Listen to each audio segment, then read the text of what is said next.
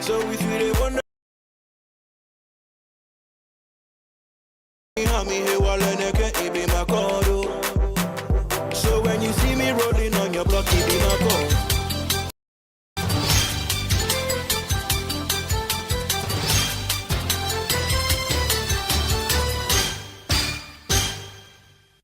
Hello, good morning and welcome to Joy News at 6. The news is live on Joy 99.7 FM and hits 103.9 FM in Accra. In Kumasi, we on Love 99.5 FM and over 30 affiliates across Ghana, 16 regions including Volta Premier Ho, Amenu Vevaflao, Lolonyo FM Hohoi and Kekeli FM Ho. Get radio, TV and online content on the myjoyonline.com interactive app for Android and iOS devices. Coming up, Ghana Tertiary Education Commission orders cancellation of July salaries for striking CTEC members, but the teachers resolve to continue this strike. First, we have referred the letter to our legal team. This will not coerce us into submission. We are bent on fighting until justice is served. Meanwhile, teachers staged a walkout at the annual National Council meeting in protest over government's unfulfilled laptop promises. The shocking aspect is that the vice president is preaching digitalization. What is digitalization without laptops for teachers? Also, Member of Parliament for North Tongue Samuel Kujato Ablakwa wants the special prosecutor to prevent $24.9 million payment to Service Ghana Auto Group Limited in the ambulance spare parts saga. Stop this hemorrhage. $24.9 million will be paid in the next few days if we don't rise up and act. In business, Finance Minister Dr. Mohamed Amin Adam set to announce measures aimed at reducing government's expenditure in mid-year budget review later today. We've got details on the Joy Business Report. And I am Amir Sinyamicha Thompson. Stay with us for details. Now, the Ghana Tertiary Education Commission, GTEC, has directed the Controller and Accountant General not to process the July salaries of all striking members of the Colleges of Education Teachers Association of Ghana, CTAG, except for the principals of the various colleges because of their refusal to end their strike. This directive was issued in a letter dated July 22, 2024, signed by Nicholas Emefa, the head of IPPD at GTEC. CTAG, in a fresh move on Monday, July 22, 2024, resolved their action will continue until long-standing arbitration awards are fully implemented. We'll hear from them shortly, but first let's bring you details of the letter from GTEC. My colleague Daryl Kwao joins me with more on and from the statement. Daryl, what does this say? Well, Mamiesi, it says at the instance of the Minister of Education, the non-adherence of CTAG members to call off an illegal strike from June 2024, you are hereby this letter requested to stop the salaries of all teaching staff of the colleges of education, that CTAG, except for the college principals for July 2024. By this letter, college principals are not to validate the July 2024 salaries of all teaching staff. We count on your usual cooperation signed by Nicholas Emefa, head IPPD, for Professor Ahmed Jinapo Abdullahi, and copied to the Minister of Education and all colleges of education. Thank you, Daryl. Now, President of CTAG, Prince Obeng Himan, says this letter will not push them to call off their strike. We saw it late last night, and first we have referred the letter to our legal team that should study it, on the legs of the labor laws as well as the human rights perspectives, and advise us accordingly. We are going into a council meeting today so that we could look at it and then come out to the collective decision. I just want to, assure my people and the whole nation that this will not coerce us into submission. We are bent on fighting until justice is served. And you heard the president of the Colleges of Education Teachers Association of Ghana, Prince Obeng Himan. Well, that's not the only thing upsetting teachers. The National Council of the Ghana National Association of Teachers, in utter discontent over failed promises by the government, staged a walkout of a meeting with the Deputy Education Minister, Professor Kingsley Nyako, yesterday over their one teacher, one laptop promise. Emmanuel Bright Kweku was at the opening ceremony of the annual National Council meeting of the teachers, which was consequently disrupted. Here's his report. Some teachers and members of the National Council of the Ghana National Association of Teachers booing the Deputy Minister for Education, Professor Kingsley Nyako, at their annual National Council meeting in Kumasi. They prevented the Deputy Minister from delivering his speech on behalf of the government as the council prepared to open their week-long annual meeting. District Chairman of NAT, Ifijakwabre, Safo Sapon, is spokesperson for the group. Over 2.5 years now, some of our members have not received their laptop. As a result, the 3 teacher unions declared a strike on it, among other pertinent issues. Today, 22nd July 2024, there are still over 50,000 laptops left to be supplied, mainly some teachers at the KG, education officers, and the Arabic teachers, and some of the primary school teachers too. NAT and 2 other teacher unions in March this year embarked on a nationwide strike to demand better service conditions. According to the teachers, the absence of these laptops is adversely impacting teaching and learning. I was attacked by my teachers because I'm the one they voted for and I'm the one they know as their chairman. The shocking aspect is that the vice president is preaching digitalization. What is digitalization without laptops for teachers? The group has given the government a 1-week ultimatum to commence processes of distributing the outstanding consignment of laptops. Bright Kweko with that report. Now, Samuel Okujeto Ablakwa, MP for North Tongu, urges Special Prosecutor Kissie Jabing to quickly act to prevent a $24.9 million payment to Service Ghana Auto Group Limited. This payment is part of a disputed $34.9 million contract for ambulance spare parts flagged by the Auditor General. Mr. Ablakwa hopes the swift action will protect public funds. He spoke on Newsnight.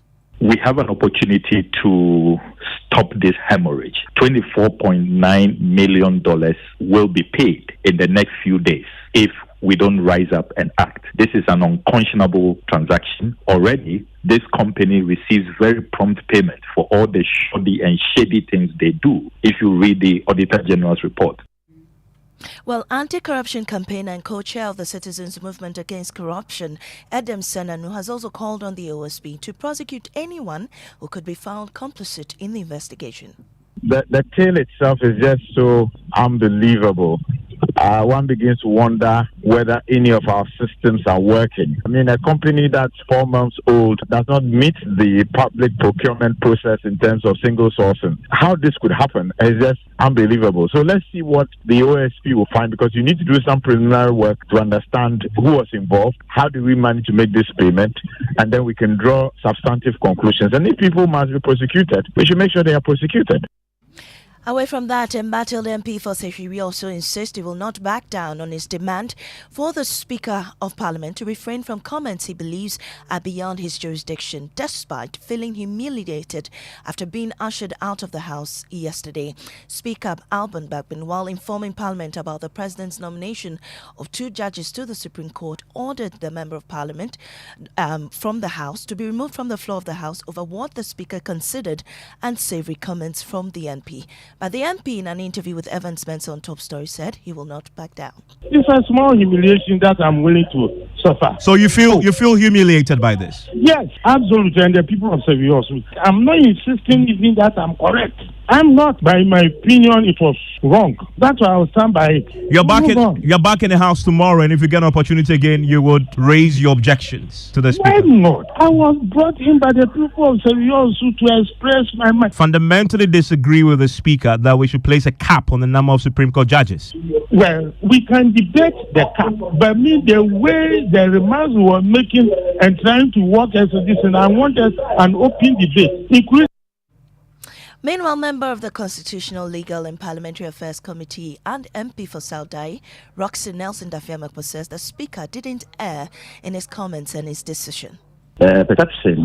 The conduct of the member was honestly disorderly. Disorderly in the sense that if a conduct such as that is not checked, and it's not checked by the chair, then other members could be attracted to reform in equal measure, and it could create chaos. So the remedy provided by standing orders is for the Speaker to ask the Marshal to walk the member out, and that was the measure the Speaker exacted. And almost immediately it brought back discipline to the floor.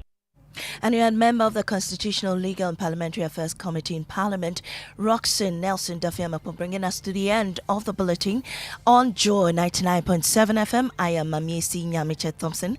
Up next is Business with Darryl Kwan. He'll be telling us more on the budget reading on the floor of Parliament later this morning. Please stay tuned for more.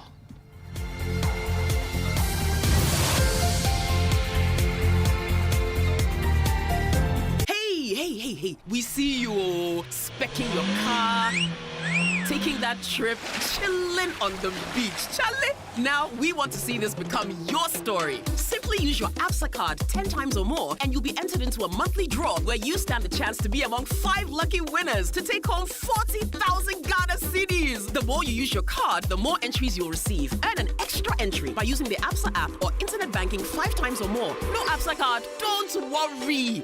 Visit the nearest branch for an ABSA account or card today and make winning part of your story. Promotion is between 1st July and 31st October. This promotion is regulated by the National Lottery Authority on the Caritas Lottery platform. Terms and conditions apply. Your story matters. ABSA. Manchester City are the Premier League champions again. When it's football you want, get it all on DSTV. All the leagues, all the cups, all the matches live. Because when it comes to football, we've got it all day, all night. No matter what package you're on, you're always going to get football on DSTV, your home of entertainment. Please, do you still refill cylinders here? Oh yes, and there are a lot of benefits when you refill gas cylinders here. Not only do we get to run safety checks on your cylinder before refill, but you get to buy any amount of gas per your pocket. And you even get to see for yourself how much is really being put into the cylinder, so you're not cheated. Master, this one there, Philly Gadochi. I know say you no invite me, but I go talk some. If you know be these LPG stations, like how we taxi drivers go fill our tanks. But do these LPG stations have permit to still operate? Of course. LPG stations are safer now than ever. We've always been licensed and fully regulated by National Petroleum Authority with total support from Ghana Fire Service, Ghana Standards Authority, Factory Inspectorate, as well as the EPA. So don't worry, crowd. Oh, I hear say these LPG stations be for indigenous Ghanaians. It be true? Of course. LPG refilling is the only industry in Ghana that is now 100% owned by Ghanaians. By refilling your cylinders at the gas station, you are promoting indigenous businesses. The money, it go stay here, no. Oh yes. Protect local businesses by refilling your gas cylinders at LPG stations nationwide. We know we shall win, and we know we'll survive. Shall wash away all tears. Oh, jump on now. Go. Ah, go me. At what time when you come back, we are not hear the sound of your car? Why you buy new car? No, I not change my car. It be the same ride. It be the fuel way I change. Way one shouts it. Ever since I started using the all-new Excellium Premium Fuel, fortified with 3-in-1 action. Oh, Joe, now my car they run like electric car. No, it's so. This is the type of fuel where they want to. Cause now engine they cost. Where they want for way if I buy it, it go protect my engine. And with the small way I buy, I go drive, sir. Absolutely. It's like strapping a turbocharger to your engine and giving it a protector. And what they bust my mind self be the 3-in-1 action, no? Excellium they prevent up to 99% of deposit. It be anti-wear, some be anti-corrosion. One pair way now open there. Hey, so where can I find this magical fuel? Just head over to any Total Energy service station and your car will thank you. Hey, then make a finish my gobe fast, then rush go Total Energies. My friend, but why your hand my gobe inside? I give you info. Make a feel the gobe too small. Go. Joe Pana. Excellium is designed to protect your car engine, decrease fuel consumption, and lower CO2 emissions. Don't say fuel, say Excellium. Choose Excellium, choose quality. Choboy! We have a new leader in town. Obiarentie. Amanfo. Madam was Sibebre. When him say my baby, maybe more charcoal for whiter teeth. More charcoal. Not only that, maybe lemon. More lemon. Zinc for fresher breath. More zinc. And fluoride for stronger teeth. Introducing the new President Charcoal pack with more power with a combination of charcoal and lemon for naturally whiter teeth. Grab yours now. This advert is FDA approved. The luckiest. Luck is everywhere. For everyone, yeah. The luckiest. Luck is everywhere. For everyone, yeah. Doctors, nurses, barbers, drivers, bouncers, friends, teachers, bankers. You could be the luckiest. You could be the luckiest. East, west, north, south, Obia meant to be. You could be the luckiest. You could be the luckiest. Accra to Paga. Let's go. The luckiest. Luck is everywhere. For everyone. The luckiest.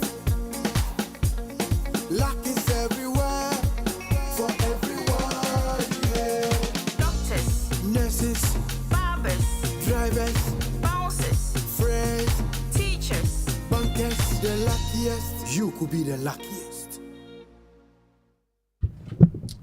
Apawu. Who's feeling lucky this morning? I don't know.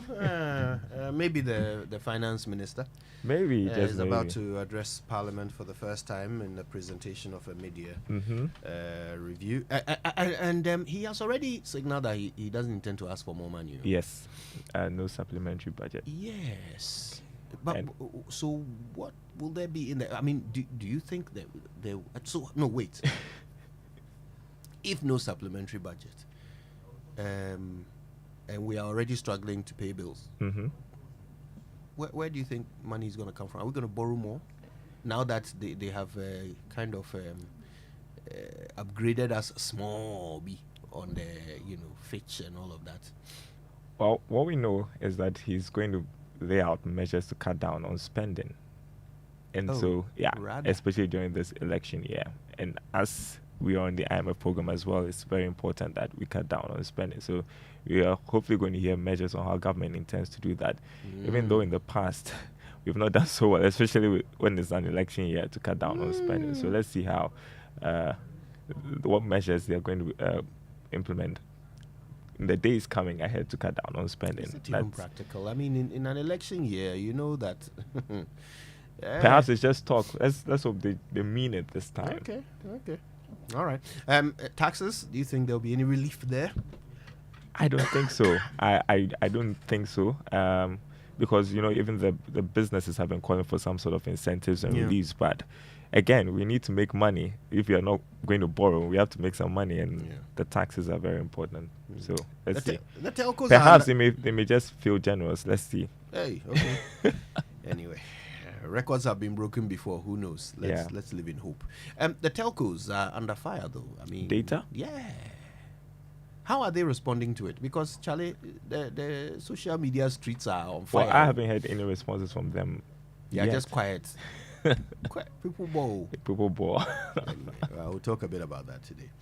Right now, though, the 6 a.m. news comes to us thanks to Total Energies. Total, we go the extra mile for you. And Absa Bank Ghana Limited, your story matters. And it's now time for the Joy Business Report. And it comes with thanks to Omni Basic Bank at your service and Safari Valley Resort, bringing you closer to nature.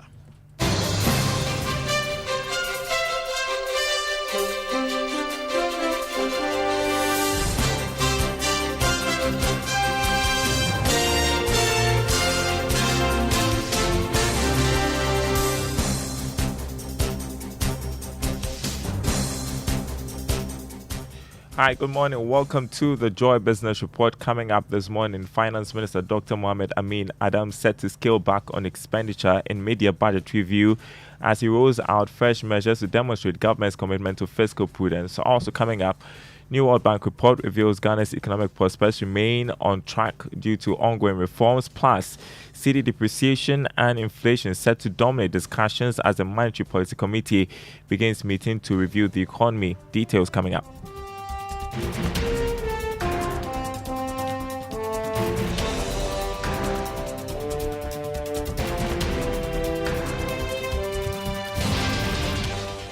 My name is Darryl Kwal. Thanks for being with us this morning. Hello to our friends listening from Koforidi on KT Radio.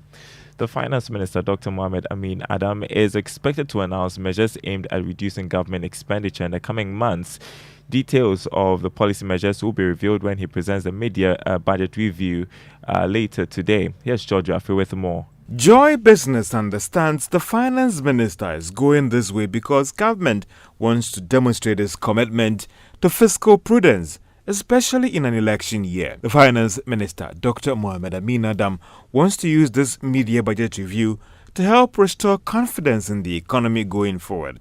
Some of these policy measures that will be announced is expected to help demonstrate government's commitment also to the IMF program. This is to ensure that they wouldn't take any actions that would derail the program. A source close to government, for instance, has told Joy Business that they want to deal with the expenditure pressures so they don't affect the agreement reached with the external creditors and the bondholders. Revenue is not doing that well despite government meeting its half-year target.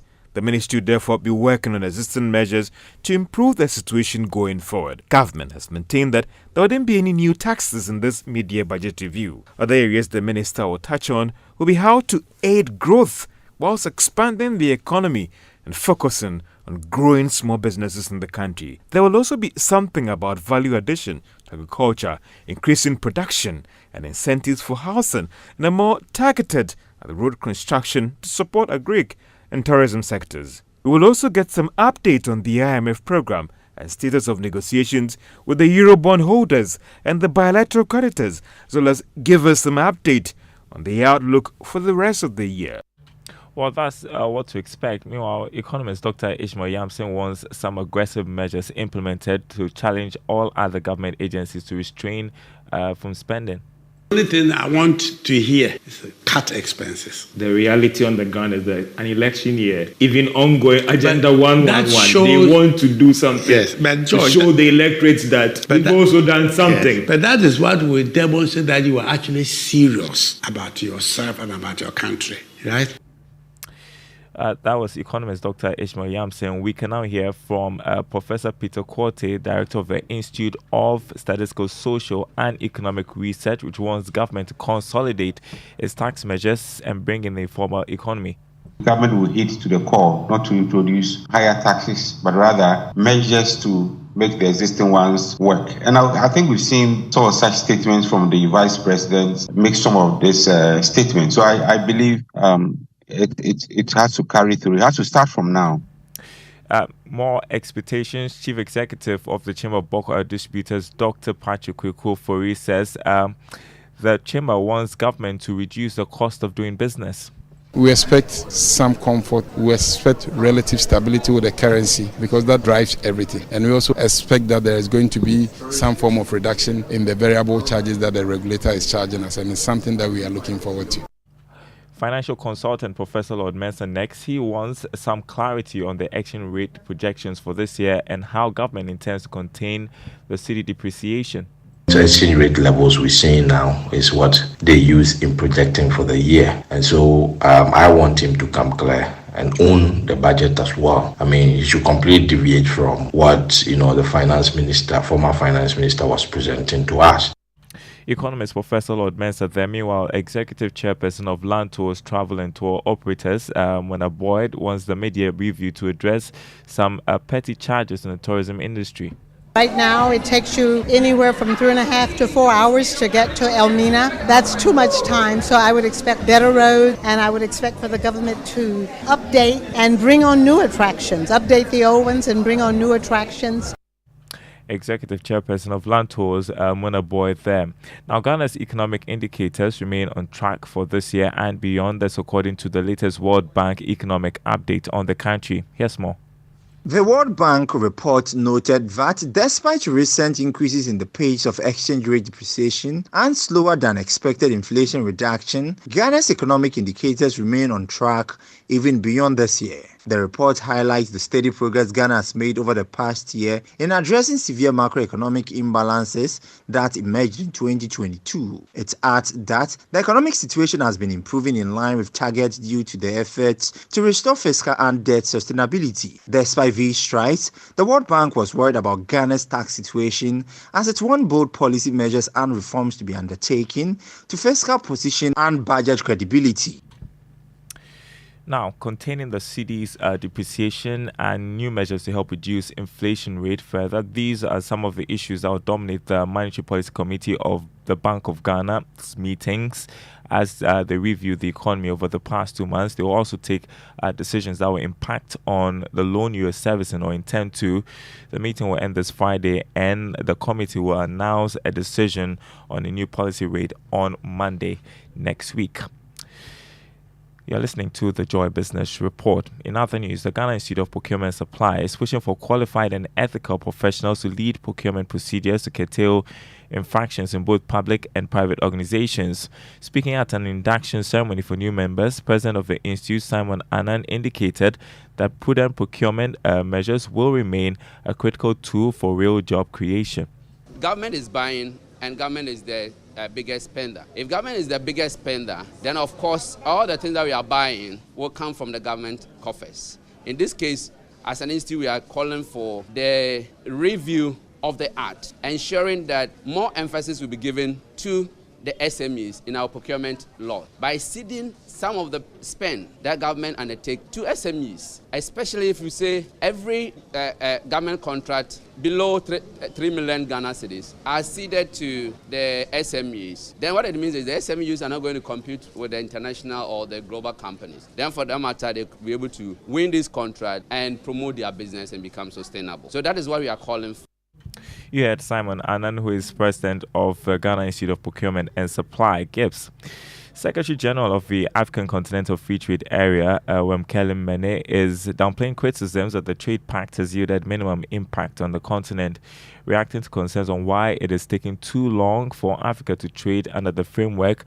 Mr. Mene said a lot is happening. He was addressing the media at an MOU signing with Africa 24 in Accra. 45 countries signed in March 2018. The following year, the agreement entered into force. They said Africans can't do it. They'll just talk forever. Africans don't have a history of achieving anything. Agreement entered into force. Then they shifted the goalposts. They said Africans will not implement it. And then now here we are. So for me, you don't know how proud I am to be an African today because we've done it. We're trading, we have harmonized rules, we have challenges, infrastructure, the cost of, but we are moving. Secretary General of the African Continental Free Trade Area, Wemkele Mene. Now, turning to Investor Eye, if you fall victim to a fraudulent investment scheme, always remember to be calm and do not panic. Make sure you keep all documents related to the investment safe and take pictures of all electronic transactions as evidence during investigations. Listen to Head of Technical ICT and Digital Forensic at the Economic and Organized Crime Office, Amankwata.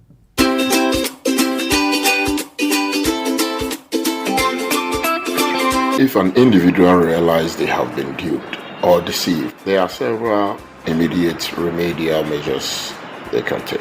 Here are some of the steps to be considered. 1. Stay calm and control your emotions. It is important to remain calm and composed when you discovering that you have been duped. Losing your control can sometimes further mistakes or impulsive decisions. 2. Gather evidence. Try to gather all available evidence of the deception. This includes any documents, email, message, or other form of communication that can support your claim. Take snapshots, that's screenshots, photos, or make copies of relevant record to preserve the evidence. All right, do make a date on Thursday for another episode of Investor Eye. Before we go, let's check the markets for you. The currency market this morning, the dollar going for 15 cedis 56 pesos, a pound 20 cedis 11 pesos, the euro going for 16 cedis 94 pesos. On the commodity market, crude oil dropped marginally from yesterday's trading. It's trading this morning at $82 a barrel. Gold is trading at $2,395 an ounce. Cocoa selling at $8,398 a ton after increasing over $700. More news on our website, myjoyonline.com/business. Here's Winston with more of the Super Morning Show. Hey. Abafu. Yeah, I know. What I always look out you keep for. looking at the currency market. Yeah. Well, let's just hope we hear something in the media review that really would help in tackling this CD depreciation. Well, let's hope so. I hope so too. Yeah. So waiting patiently. You don't seem enthused, or you don't seem impressed. Oh no, it's not like that. I mean, I want to be impressed by the finance minister. So sometimes you're very expectant, and then you get disappointed. Okay. So I prefer to just wait to be wowed by the finance minister and then see what happens. Let's see what happens. Yeah. Fingers crossed. Fingers At least crossed. They're saying no new taxes. No new taxes. Yeah, but yes, no new taxes. But there should be tax reliefs. There should be can we afford tax reliefs at this time? There should be reduction in taxes. Can we afford it? No. There should be reduction in taxes. Can we? We can. Or we are looking to cut down on spending, so where do we get our money? Yeah, but so while you're looking to cut down on spending, who says we don't know where the money is? Where is the money, Winston? I have told you that as far back as 2014, Anthony Doku, who was then Deputy Commissioner of the Ghana Revenue Authority, wrote to the then Deputy Chief of Staff that an estimated 36 billion Ghana cedis is lost at the ports alone. 36 billion. If you like, look, I will just go and search for it for you right now. 36 billion.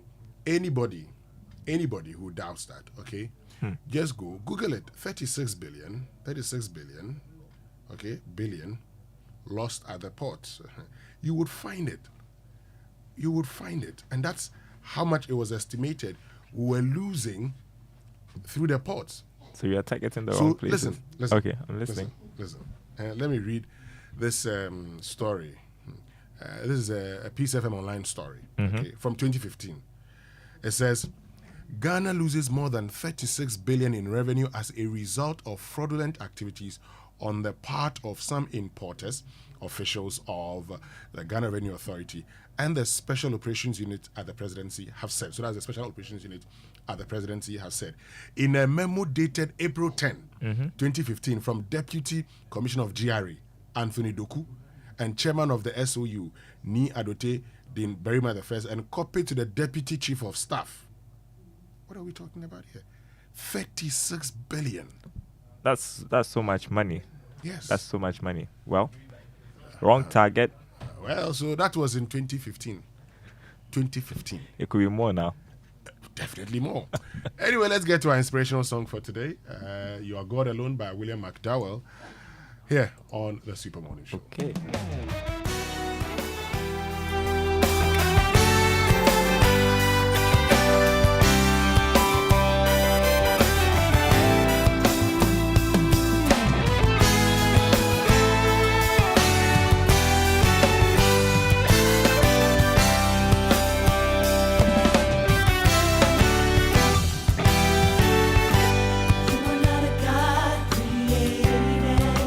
By human hands, you were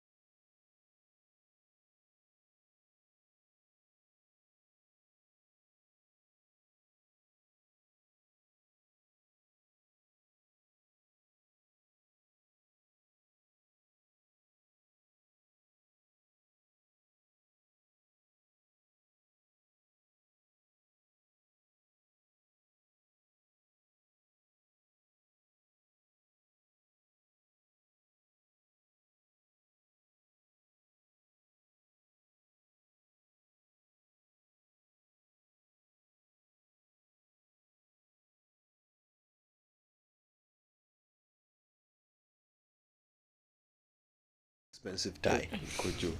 He's going to Parliament today. Please. Nobody believes you. First selection, just like trying to be Raymond. I mean, man of the masses. You know? Nobody believes you. No, okay. We're here. That's why you are saying it in front because you know our audience will not believe you. You know, so all right. So let's get on with it. The man of the people, George Weafe, who will be in Parliament today. Yes, that's right. Yeah. So let's see how it goes. Anyway. Let's get to, a Drive Safe campaign this morning, brought to us by Joy News and the Multimedia Group and supported by Toyota Superior Quality. Our tip today says use your blinkers. So another part of being a defensive driver is using turn signals appropriately. So when you're about to change lanes or make a turn, always turn your blinkers on early enough, what we would call travigator, to signal to other drivers that you're planning to do so. Defensive driving means putting on a turn signal at least 100 feet in advance of the turn you will make. If changing lanes, put on your blinkers for at least 5 seconds before you make the move. It's very, very important. Very important. At least 5 seconds. Yeah. So the correct thing is the traffic indicator now. Blinkers. Blinkers. Makes it simple. Okay. Yes. Blinkers. Or traffic indicators are correct. Bling. Oh, right. Sorry. Okay, then let's learn how to say it right. You've stolen my topic for say it right tomorrow because George has nicely explained it. All right, so let's learn how to say it right today. Is brought to you by Kingdom Books. At Kingdom, quality and affordability are their hallmarks, and Societe Generale Bank Ghana. The future is you. Something must be done. You say either. I say either. I have a great new word for you. Detumescence. Detumescence. I'll spell it. D-E-T-U-M-E-S-C-E-N-C-E. Detumescence. It describes the process of coming down from a state of tension or arousal. Detumescence. Now, it originates from the verb to mess, which is spelled T-U-M-E-S-C-E.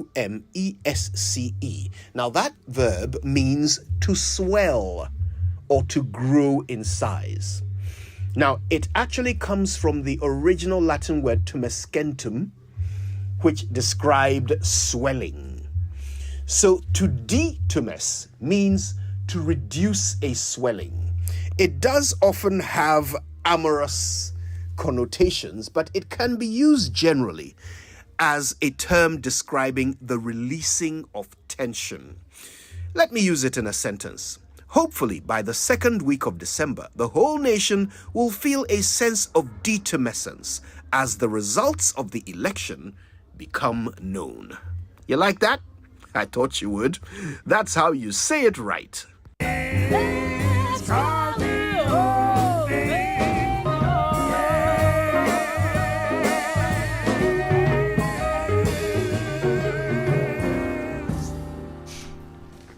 Yeah, there you go. Detumescence. See if you can use it in a sentence this morning. You can send through your answers to 055-1111-997. Okay. Detumescence. Use it in a sentence. All right, let's get to the news review now. It's brought to you by Access Bank, more than banking. And of course, I don't know if you've noticed before we get into the newspapers, just how much chatter is going on social media about the price of data, and a lot of it being directed at the NCA, at MTN, because people are suggesting that some of the policies in place are the reasons why prices are skyrocketing against the interest of the consumer. Of course, the SMP arrangement, which is a legal arrangement to check monopoly, is really kicking in here. So MTN, by law, can never make its products cheaper than its competitors. Okay, so this is a bid by government to fight monopoly using price. Okay, so MTN says this is the reason why they've had to increase their prices, because they cannot be cheaper than their competitors. Customers are not happy about this because we are the ones who have to pay this. Now, also, customers are unhappy because they feel like the SMP is not even yielding the result they want, because MTN's market share continues to grow. People continue to join MTN. So it's not as if this regulation is limiting the size of the company. You know, so lots of opinions flying about there. But Kojo, there's also a school of thought that MTN didn't become big today. Where was the regulator when MTN was growing? So now do you wait for the company to grow to this market share, and now you're trying to tame the growth? I mean, some would say that could they have come in earlier, way earlier, to try and control the market share of this giant? Now they have more than 40% or 60% of the market. I stuck to 50% of the market, you know, and now you're trying to contain that dominant power in the market. It appears that these late policy measures might not work, you know, and now there's a complaint that, you know, your data price and other services are quite expensive with or without SMP. Does MTN operate a full cost recovery plan that would have still seen these prices at these levels? Those are the questions that people are asking now, Kojo. Yeah, and these are important questions. I mean, no business is a Father Christmas. They certainly want to recover their costs. That nobody can be blamed for that. If they were to operate at a loss, in fact, they would not operate because they can't. So yes, they have to recover their costs. But the question is, I mean, is this the only way to check monopoly? If monopoly is the enemy, right? If, you know, monopoly is a bad thing, is this the way to check it? So, I mean, I'm just looking at the NCA at the time that it declared MTN as a significant market power. So if you read the statement, it talks about public information, and this was in 2023, you know, and it says the NCA, for instance, notes the concerns with some issues on its declaration of MTN as a significant market power. Now, according to the NCA, the classification of MTN as a significant market power is not a decision taken lightly or without careful consideration. It was based on extensive market research, analysis, and consultations. And the NCA, as a regulatory authority, is entrusted with the responsibility of upholding fair competition and safeguarding consumer interests within the telecommunication industry. And the classification of MTN as a significant market power aligns with the mission and fulfills its mandate. It says, by implementing measures, so it talks about the SMP designation allows NCA to impose certain regulations and measures on MTN to prevent abuse of its market power and ensure fair competition. By implementing measures such as asymmetric interconnections rate, tariff parity, and technology neutrality, the NCA aims to promote competition, encourage innovation, and protect consumers' interests.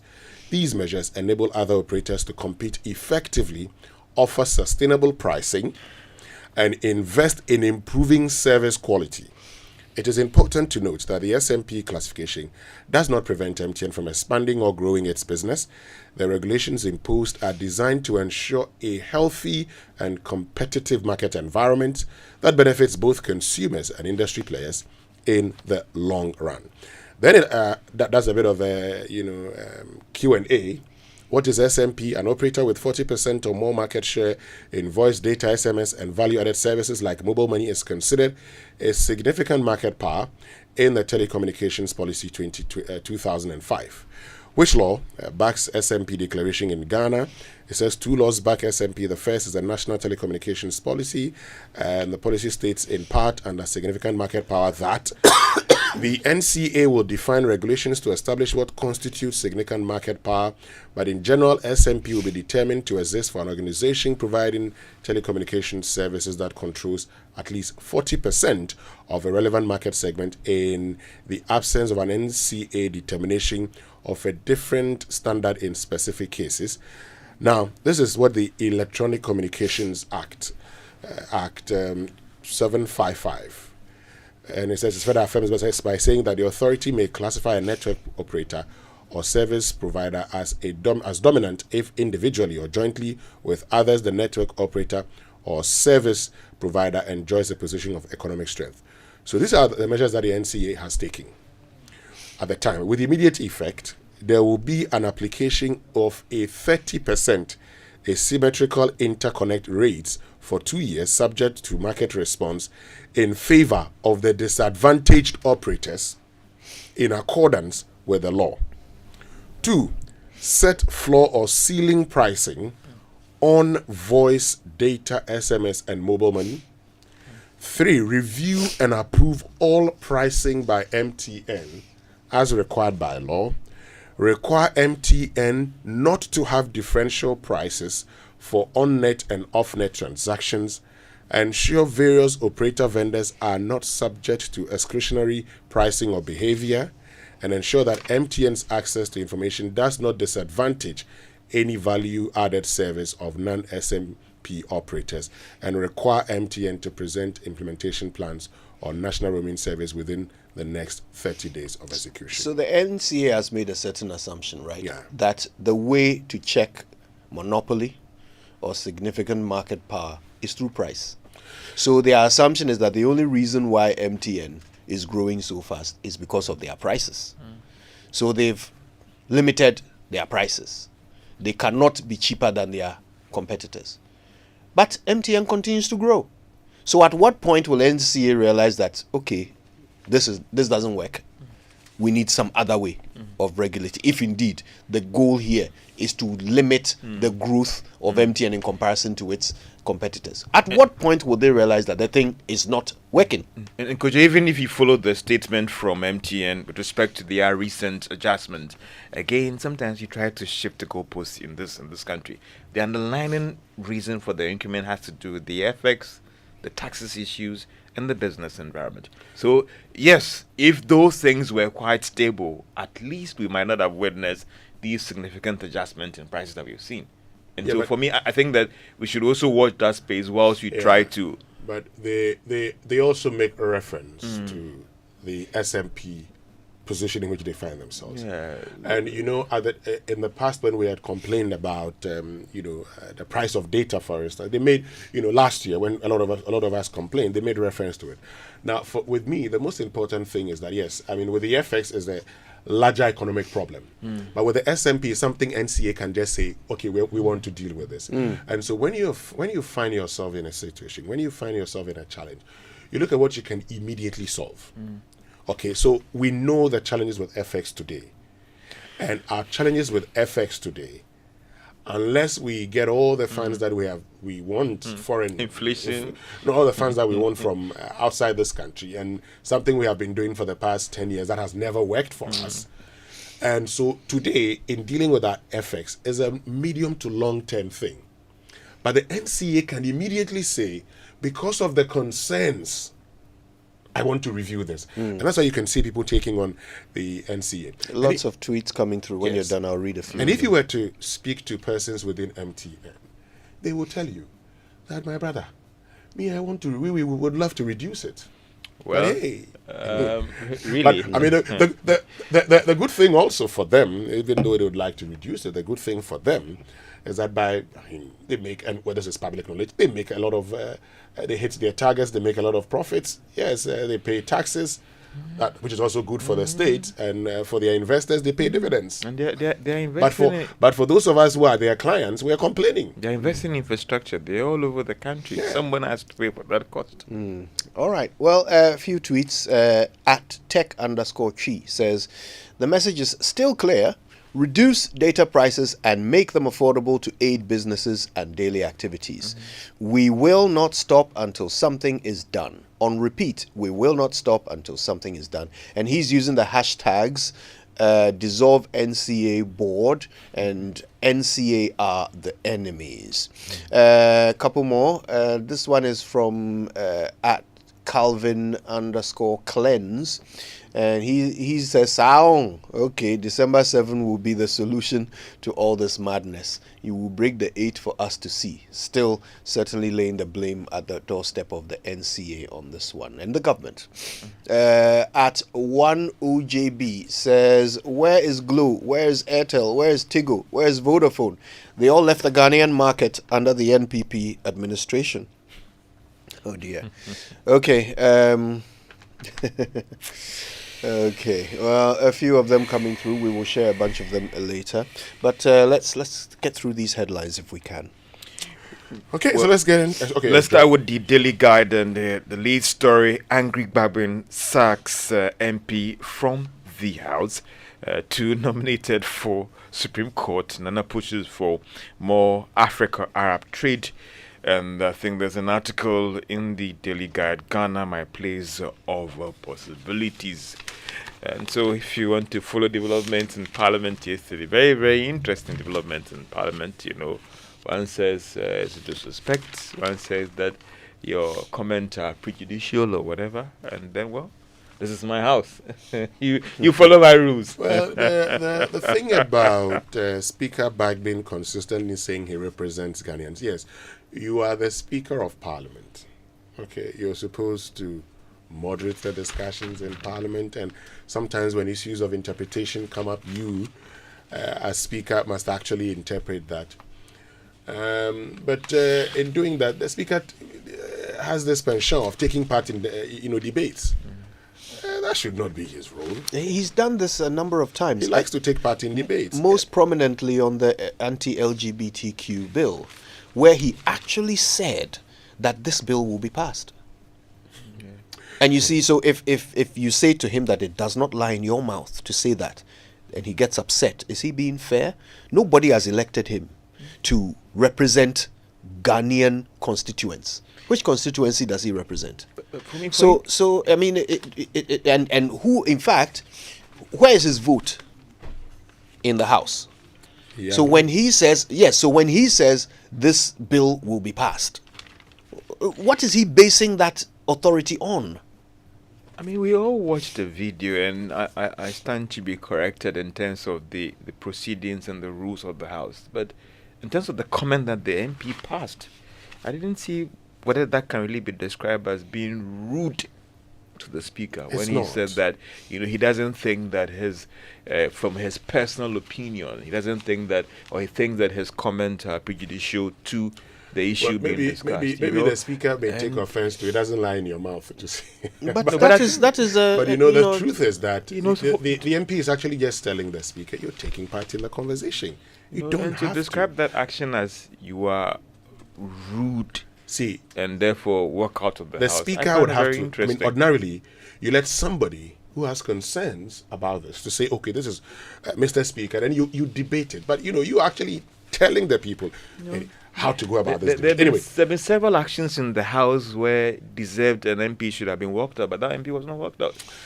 Let's get to the daily graphic. Crowd walked into the House. Let's get to the daily graphic for today. Arab Africa Financial Consortium will ensure rapid development.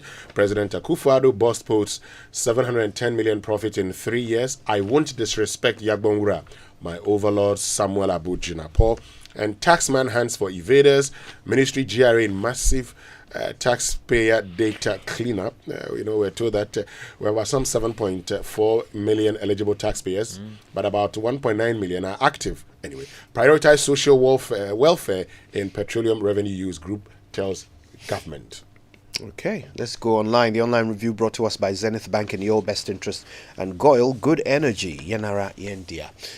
Finance Minister to present 2024 mid-year budget review to Parliament today. That's the big one on myjoyonline.com. Over 7,000 people died from road accidents between January and June 2024. That is worrying.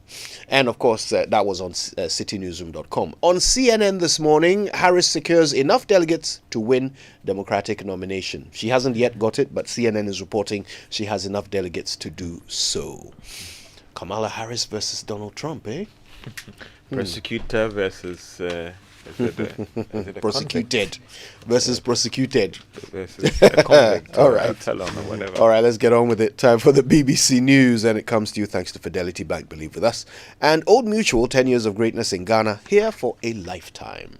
Beautiful people, we are live in town, soaking in the excitement about the partnership between Access Bank and PABS, revolutionizing the way people move money across Africa. Let's hear directly from those reaping the benefits. It's a relief. Anytime I send money back home, my family receives exactly what I send them, instantly. I'm studying in Ghana, but originally from Nigeria. With this service, my parents send my school and hostel fees directly, and they do it with so much ease. I run a fashion business. Let me tell you, sending and receiving money across Africa without those annoying forex fees has really cut down our operational costs. Benefit from instant payments across Africa with zero foreign exchange hassle. Visit our website www.ghana.accessbankplc.com or call our toll free on 0800 00 4400 for all your cross-border payments. Pass it with Access Bank. Access Bank, more than banking.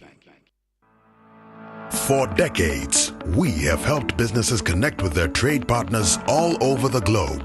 From Ghana to Burkina Faso, Côte d'Ivoire, Benin, Togo, Senegal, China, Morocco, France, Netherlands, and many other countries. We have made it possible to bring Ghana to the world. We have brought small and medium businesses closer to their customers across the regions in Ghana with our SME support facilities. We have brought relief and smiles to the faces of families with our employee personal loans. With our cutting-edge technology and digital support, we take the burden of complex thinking off you, making life simple.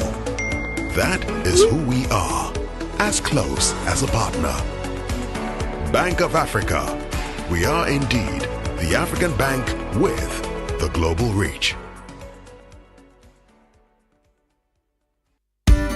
Good energy hits the road with exciting choices to energize your ride, giving you more options to take you further. Watch this space for your choice. Goil, yeah. Say donut, donut, donut, donut.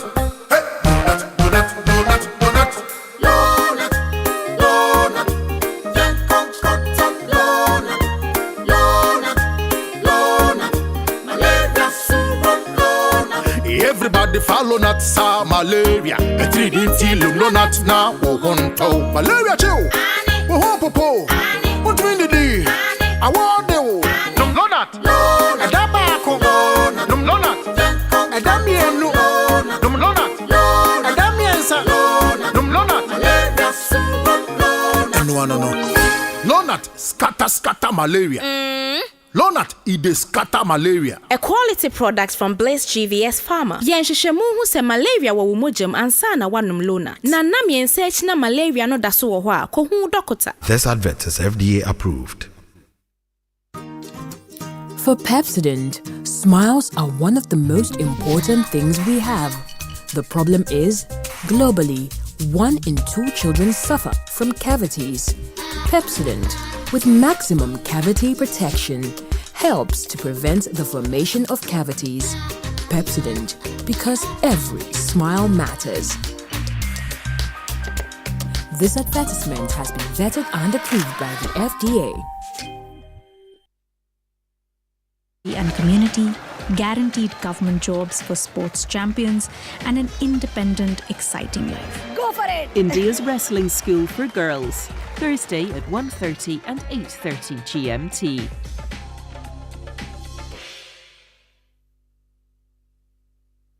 Business Daily is in 30 minutes. Today, there's a fashion show coming to the French capital, and it's not Paris Fashion Week. Ahead of the Olympic and Paralympic Games, we hear from designers behind this year's kits and learn why deals between athletes and brands are so coveted. This is the BBC World Service, the world's radio station.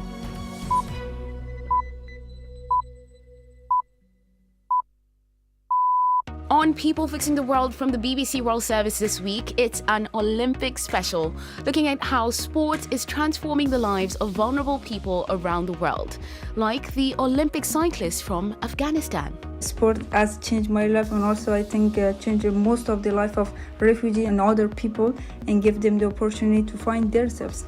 We'll also hear how the world's most popular sport is helping women in Kenya. When I joined football, that is where my life began. Captain, a peer educator, a coach, and my life is amazing at the moment. And finally, how cricket is influencing the lives of young refugees in Lebanon. I found the real life with sport, feeling the vibes of cricket, laughing, singing during your session.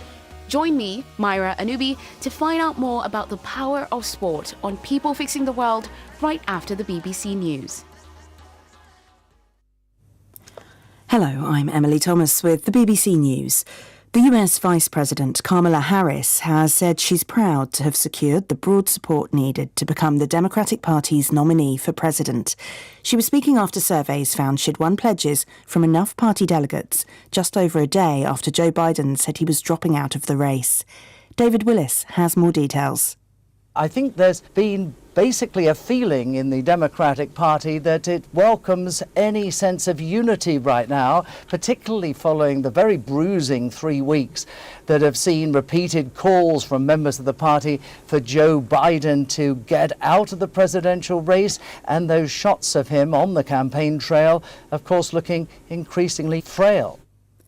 The founder of the South Korean tech giant Kakao has been arrested on charges of manipulating stock prices related to its takeover of the K-pop agency SM Entertainment last year.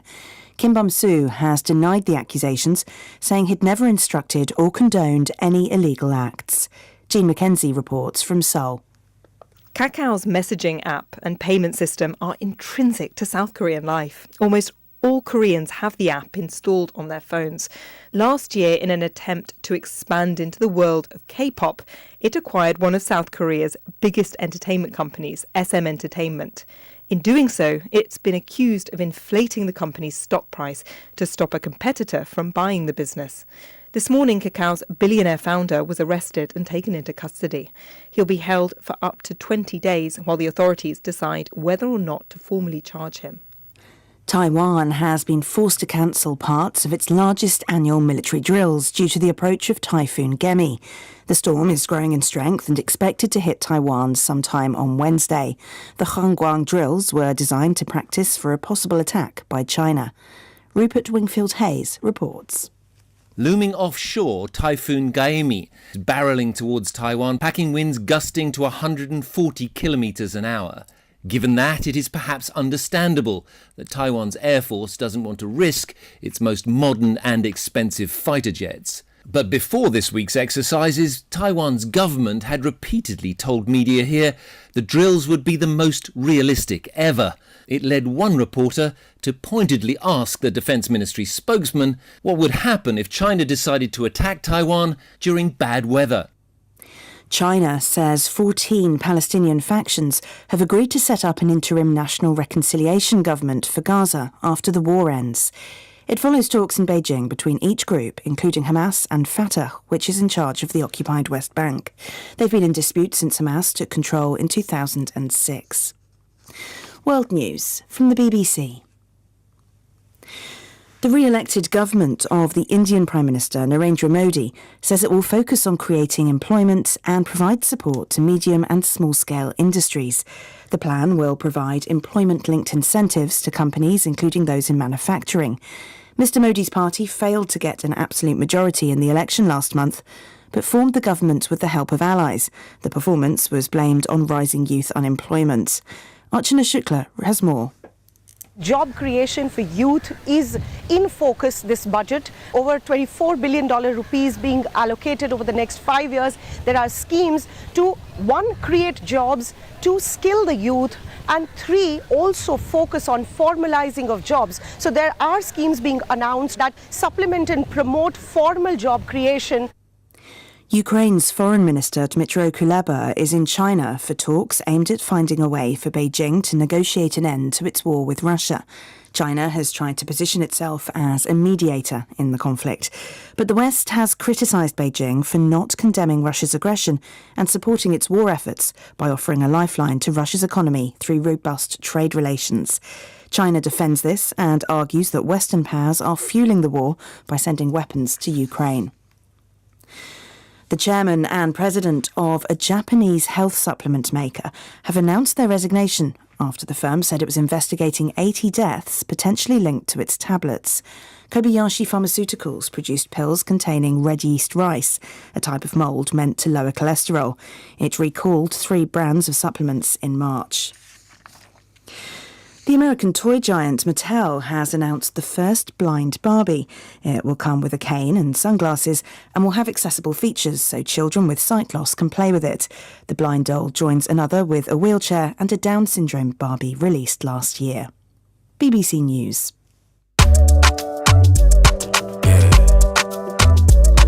Let's go.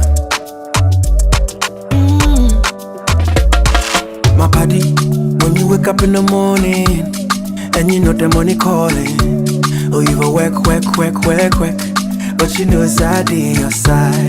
If I believe with us, if I hold my hand and believe, oh, cause you know it's out in your side. And when you dream, no say I live for you. And when you hustle every day, many wanna go. Anything you do, I live for you.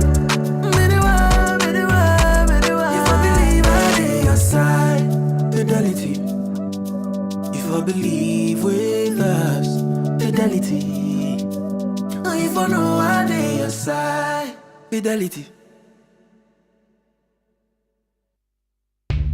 Enhance your business operations with the HP Color LaserJet 150 NW printer. You can print, copy, and scan up to 19 pages per minute with high-quality mobile scans or customizable shortcuts in the HP Smart app that delivers effortless use from wherever you work so you can focus on growing your business. Take advantage of its Wi-Fi direct printing and intuitive touchscreen, which are both designed to simplify your day. With the HP Color LaserJet 150 NW printer, experience fast and easy setups and improved overall printing efficiency with a 20,000 page duty cycle built to keep you and your business secure and moving forward with embedded security that is pre-configured out of the box to detect and stop attacks.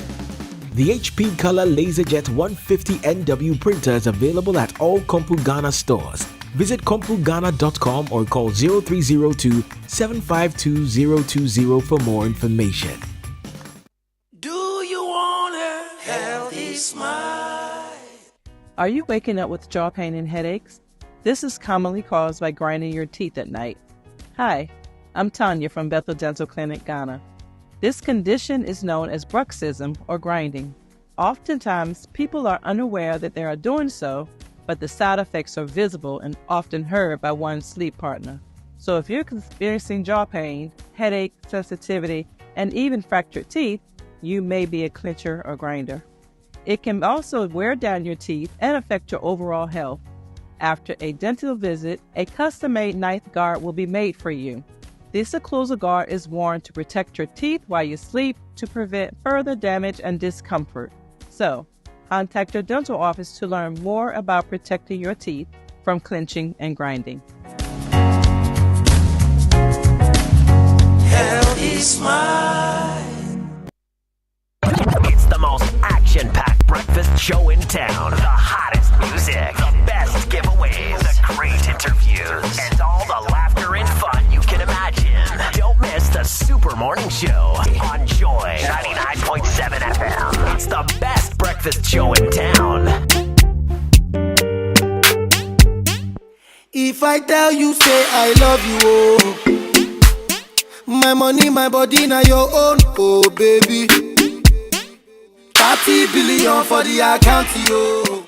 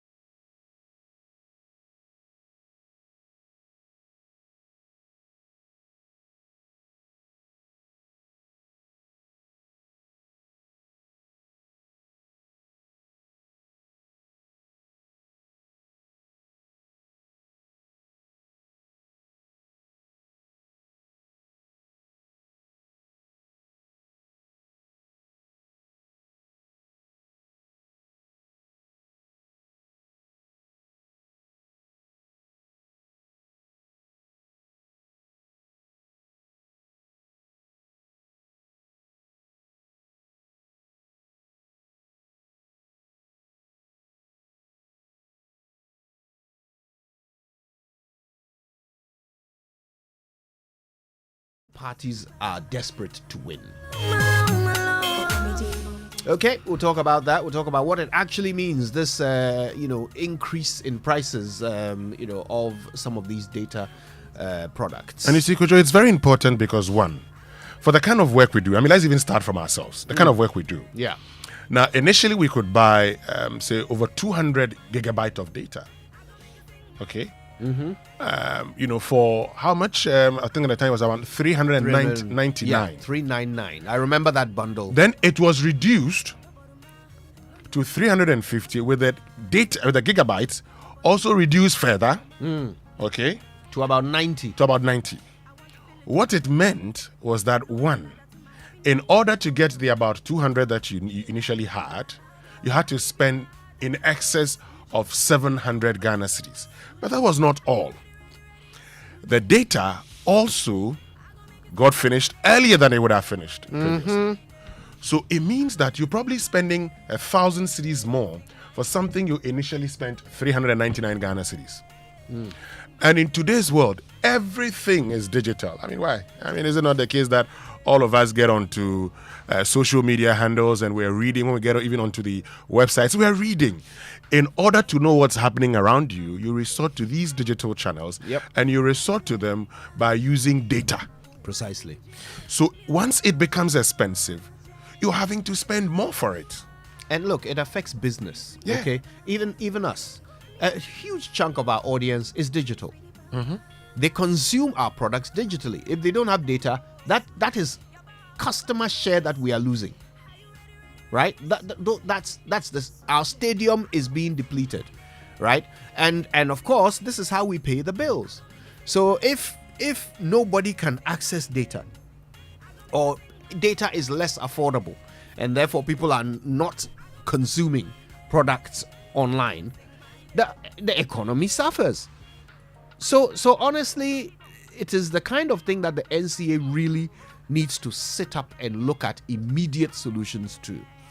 Okay, this SMP thing, why are we married to it? Why is this the hill on which we wish to die? Is it really the only way to check monopoly? Is it even working? Is it working? Has MTN's significant market power been checked by this? Well, it doesn't look like that. And I stated earlier during the news review discussions that if you were to, speak to persons within the MTN circles, they probably would tell you, well, because, the thing about these things is what people know. And many people would go to the brand. They know there are other brands that are also doing well, but they would go to them. They have their clients. And, it's very difficult for people to change here and there. We tried number portability, mobile number portability. We've done all of these things. Today, it's actually easier because there's mobile money interoperability. So you don't really have to be concerned about the network that you're on. You can send money to all of these people. Yeah.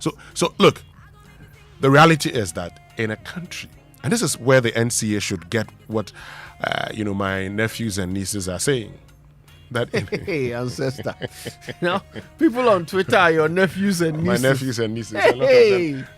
A lot of them. Aaron's age mates, they are my nephews and nieces. Now, this is what they are saying. Now, they are concerned because a lot of the things they do them with data. Today, a lot of people trade and engage in online trading. Yeah. In fact, it's so much that even the Ghana Revenue Authority has decided to tap into that market and tax them. And not tax them necessarily, but get them to pay what is due the state. What they should be paying. Yes. So, how do you intend to actually hit that market? Through pricing. Now, in a country where we're complaining, fuel prices are high. Inflation is high. So, the data too that, these days I get onto all the reels on social media, and I laugh. I'm in my room alone and I'm laughing.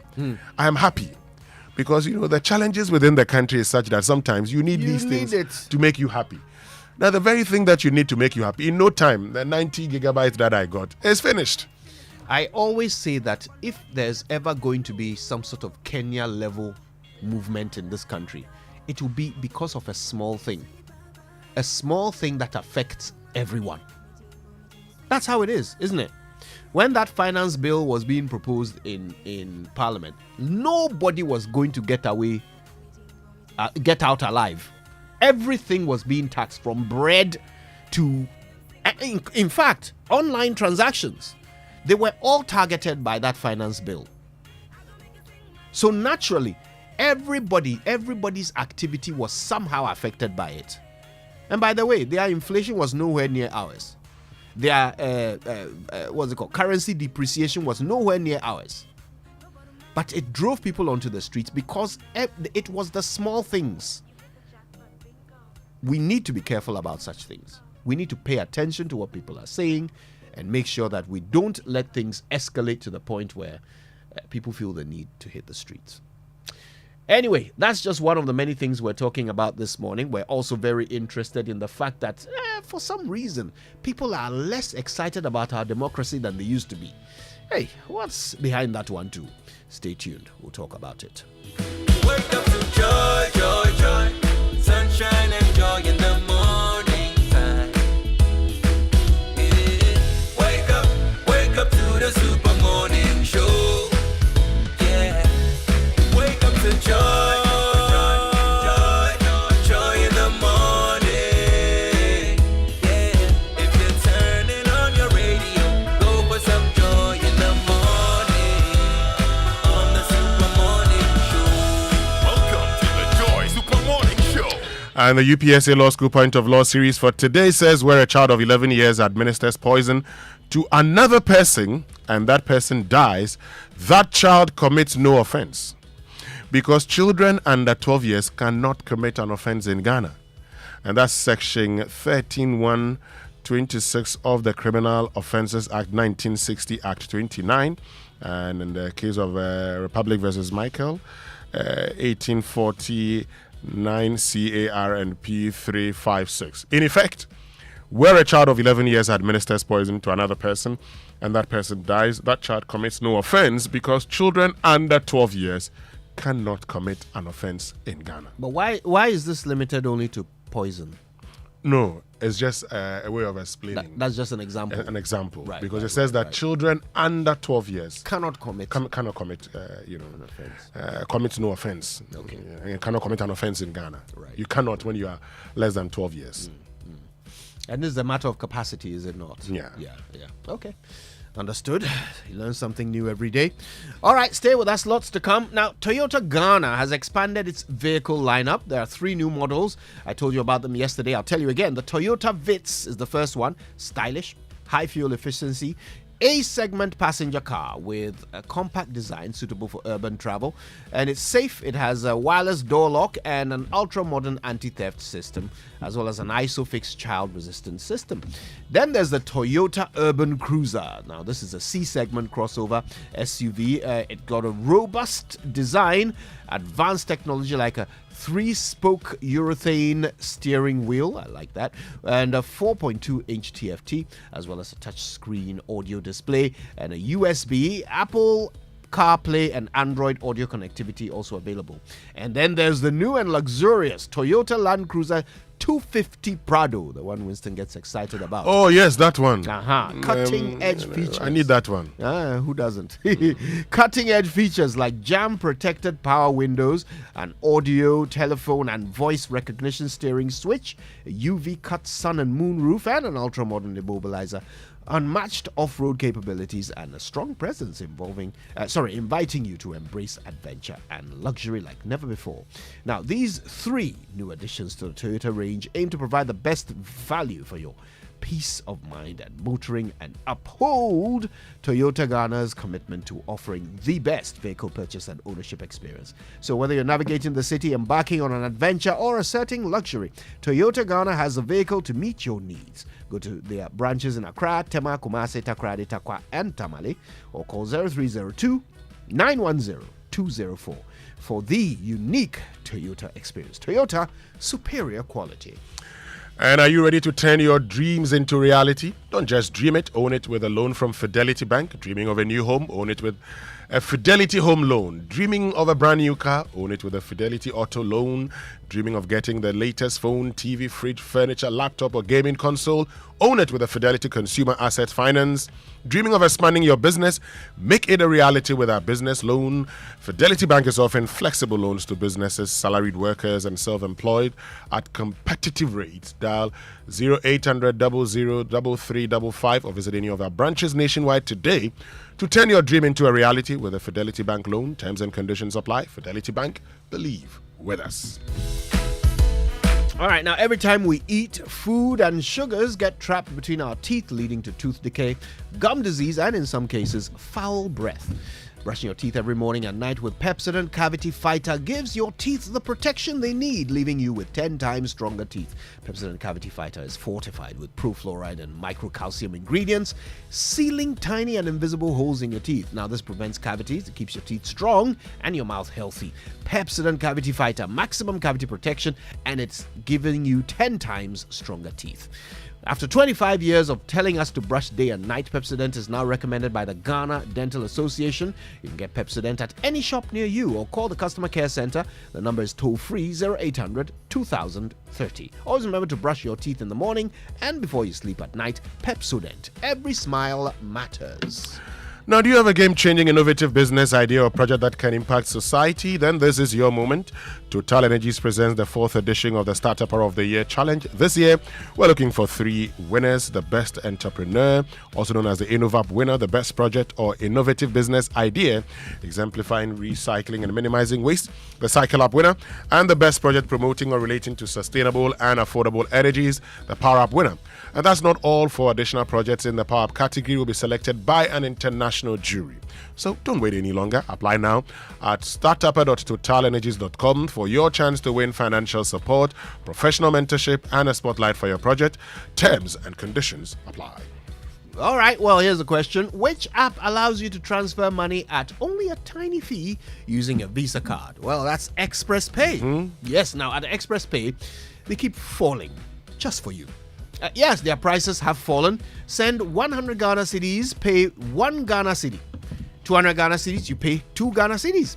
Now, for the ballers, when you send 5,000 Ghana cedis, you pay only 10 Ghana cedis. Basically, any amount over 1,000 Ghana cedis, you pay just 10 Ghana. Yeah, and there's more. In the month of July, Express Pay is filling the car tanks of many lucky customers. This is such a great promo. This is one of the few times when I am so sad that I don't qualify to participate in promotions. Because I love Express Pay, I use it a lot, but I can't win this free fuel thing. We'll cancel it if you win. Yes, of course. Anyway, you can win, all right? The fact that I can't increases your chances of winning, so you better get on Express Pay. 1 new customer and 1 old loyal customer every day is going to win this, Monday to Friday until the end of July. Just spend 500 Ghana cedis or more by paying for services or sending money with your Visa card to qualify. So download the Express Pay app for simplified payments, 24/7 customer service, tiny fees, and a full car tank. Express Pay, in partnership with Visa, has made these tiny fees possible across 9 banks. That's Stanbic, Ecobank, Stanchart, ABSA, FNB, Fidelity, Carl Bank, First Atlantic, and GT Bank Visa card holders. Terms and conditions apply.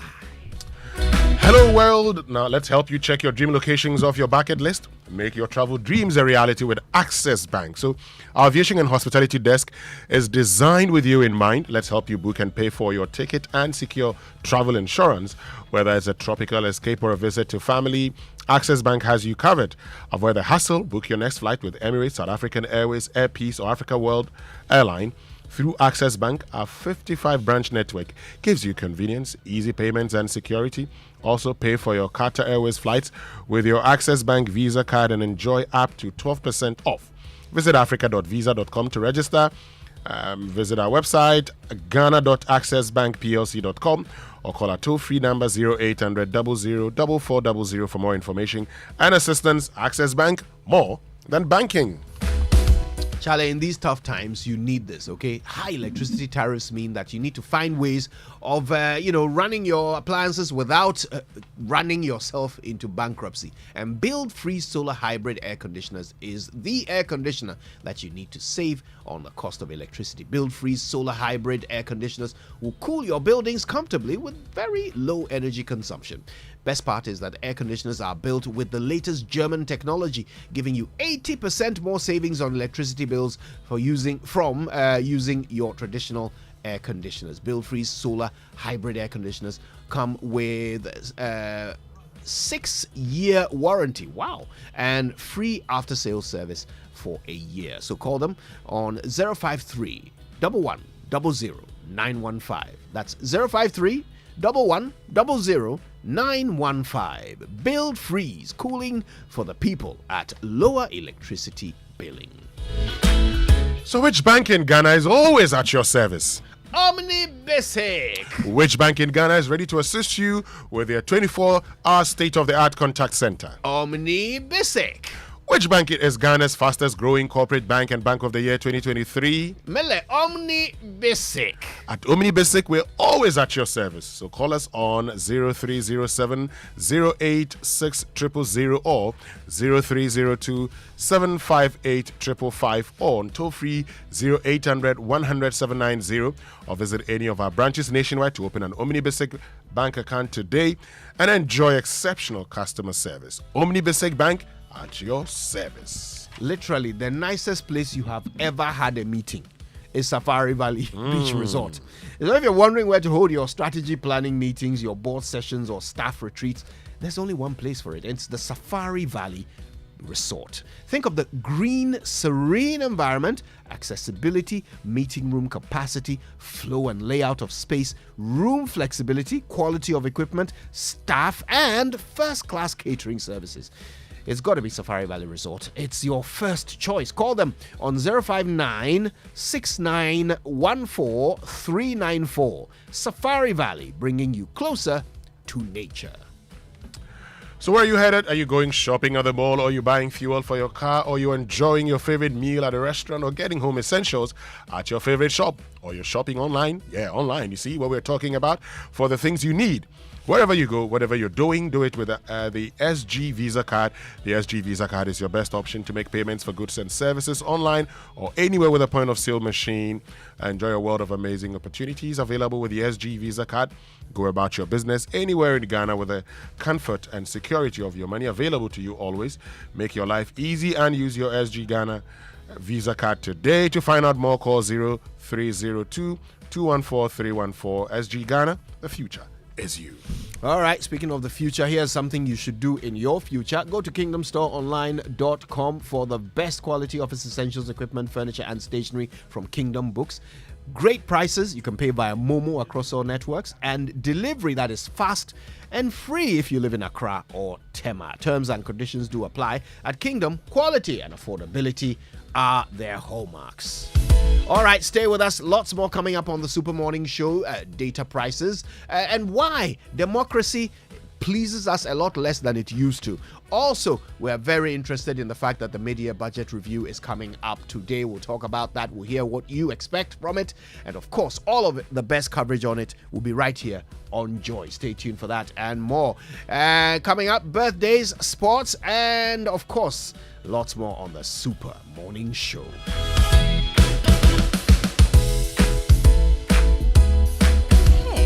Managing a business is not easy.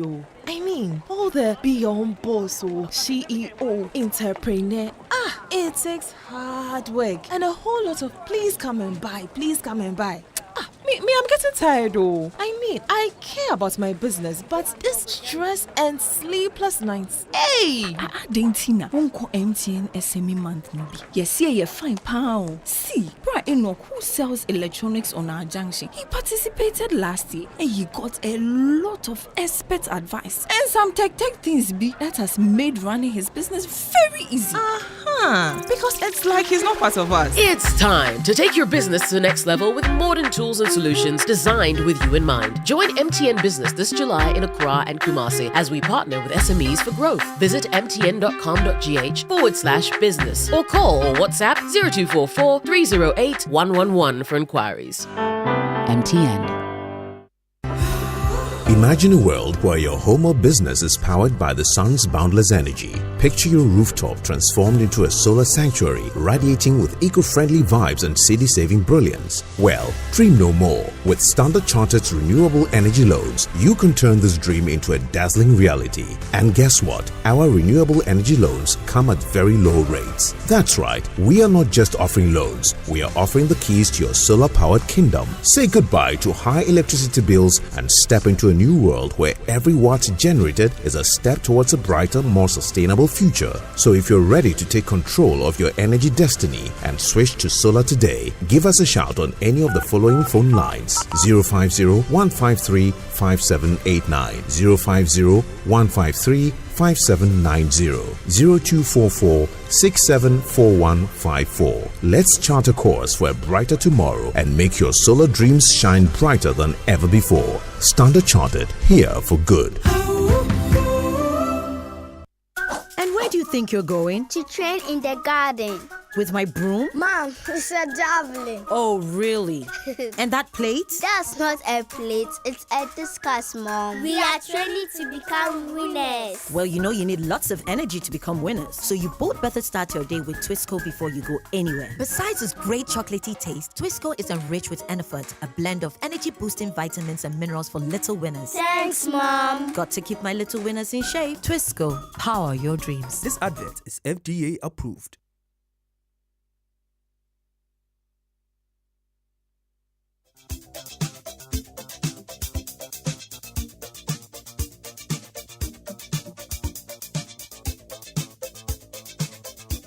Mwakaban birthday messages on the Super Morning Show are brought to you by MTN. Everywhere you go. And Bank of Africa, the African bank with global reach. Bank of Africa, as strong as a group, as close as a partner. A bunch of people celebrating birthdays. Yes, but you know, today marks Uncle Ebo White's 41st marriage anniversary. Oh, that's lovely. Yes, and Uncle Ebo, I just saw this picture on Facebook, which you posted.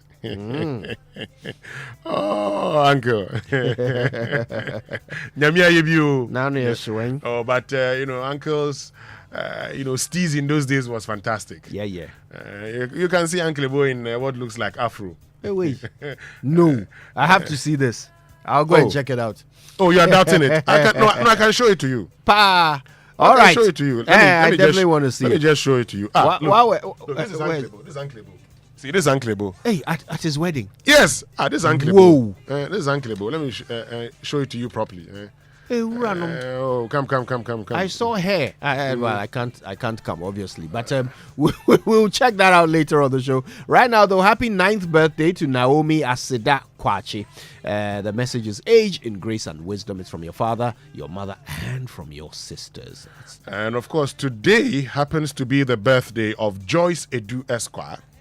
So this one says, celebrating a loving mother, sister and auntie who brings so much joy to the Edu family. Here's to many more years of love, laughter, and adventure. You deserve all the happiness today and always. It's from your brother Fred Edu and the rest of the family. It's also the birthday of my very good friend Goswe Adenyaku. Goswe Adenyaku. So it's his birthday today. Happy birthday to you, Goswe Adenyaku of Nyalenu Agro Processing Center. He's a great farmer and my partner in farming. So it's his birthday today, Goswe. Enjoy your day. That's lovely. All right. Quick happy birthday to a few of our listeners. Akosia Ofebia Aye, Linda Teki Nate, Kwabna Boache, Isaac Ofusu Obri, Mami Ajwa, happy birthday to you. Nana K, Walasi Sedo, Smart Hills, and A.S. Matthew, happy birthday to you all. All right. Well, that does it, doesn't it? Yes. Okay. It is Uncle Ibu at 29. Hey. Uncle Ibu, hey. Uncle Ibu at 29. The Afro made his head big, Papa. Oh, Uncle Ibu and Auntie Florence. Wow. My goodness. Tell me what I mean. Come and see Uncle Ibu. Uncle Ibu at 29. Wow. It was funky, pal. Oh, yeah. Is that a political suit? Political suit. I'm asking. You are not far from wrong. Okay. All right. Now, the Joy Sports Center is brought to you by MTN. Everywhere you go. Standard Chartered Bank. Here for good. Twisco food drink. Twisco, power your dream. And if it's football you want, well, they've got it all. All of it on DSTV. All the leagues, all the cups, all the matches live in HD. This season promises to be exciting. DSTV, your home of entertainment. So, folks, imagine a world where your home or business is powered by the sun's boundless energy. I mean, picture your rooftop transformed into a solar sanctuary radiating with eco-friendly vibes and city-saving brilliance. Well, dream no more, because with Standard Chartered's renewable energy loans, you can turn this dream into a dazzling reality. And guess what? Our renewable energy loans come at very low rates. That's right, we're not just offering loans, we're offering the keys to your solar-powered kingdom. Say goodbye to high electricity bills and step into a new world where every watt generated is a step towards a brighter, more sustainable future. So if you're ready to take control of your energy destiny and switch to solar today, give us a shout on any of the following numbers: 0501-535789 or 0501-535790, and then 0244674154. Let's chart a course for a brighter tomorrow and make your solar dreams shine brighter than ever before. Standard Chartered, here for good. All right, now, accessing super mobile healthcare, super reliable healthcare should be the topmost priority for you and your family, and that's why Muti Plus, powered by MTN, is giving you just that today. For a subscription fee of just 25 cedis a month paid on Momo, you can sign on to a health subscription plan that gets you access to unlimited in-store consultations with qualified healthcare professionals and over 160 covered medications and tests at participating pharmacies in the Ablekuma, Sakaman, Dansoman, Mamprobi, and Kaswa townships. Now, the best part is that there is a dedicated nurse at the Muti pharmacy who can teleconference the doctor when you need it so that you can access the best consultation services. And to get this great product, all you have to do is download the Ayoba app and sign up today with your Momo account. Yep, so you download Ayoba and you sign up with your Momo account. Take charge of your health conveniently and affordably. Sign up for Muti Plus, powered by MTN, today. And hello, Ghana, there's an exciting new chocolate beverage out there on the market. From the producers of Carbell, permit me to introduce you to Twisco, a chocolate food drink with a blend of premium cocoa powder enriched with Enefa, a combination of energy-boosting minerals and vitamins, including B vitamins, vitamin C, D, iron, and many more. Twisco is available in 20 gram and can be found at your nearest neighborhood store in a delightful red sachet for only 1 cedi 80 pesos. To enjoy all the goodness packed in a sachet, empty, contents into a mag mixed with 180 ml of previously boiled water, milk, and stir. Start your day with a cup of the great tasting Twisco and power your dream. This is FDA approved. Victor Achutamaklo, good It's morning. here for the Joy Sports Center, and it's 4 days, and we're still trying to make sense of that bizarre Paralympic team story. Now, founder of the NSTA Foundation, NSAC, has denied his involvement in forging the signature of the Ghana Paralympic Committee President Samson Dean in the Norwegian visa scandal uncovered by Joy Sports over the weekend. Samson Dean told Joy Sports that Theodore Mawuli Viwoto, a former Secretary General of the Paralympic Football Association and NSAC, were responsible for the forgery. AC has now made a counter-claim that the letter came from Samson Dean's office. Now, we'll get into that a bit later. Now, earlier reported, the coach of the Paralympic team, Jesse, met his untimely death while another was arrested and 9 more are on the run. These 11 persons obtained visas from the Norwegian embassy in Accra to participate in the Bergen City Marathon in Oslo on April 27 this year on the blind side of the Ghana Paralympic Committee, at least according to them.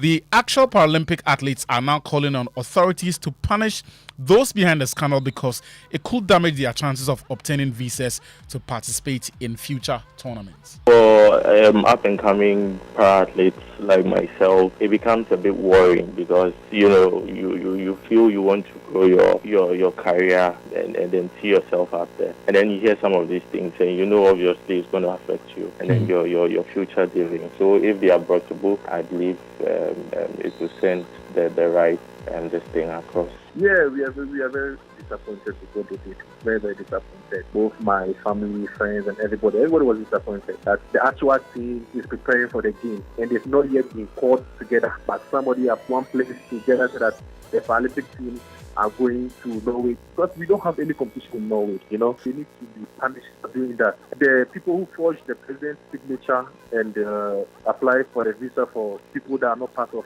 the disability group or the NPC, they need to be punished for doing that. Everywhere in the world, cases of visa fraud have implications, and former ranking member on the Foreign Affairs Committee in Parliament, Samuel Okudzeto-Ablakwa, has revealed that diplomatic passport holders are already facing scrutiny more than ever.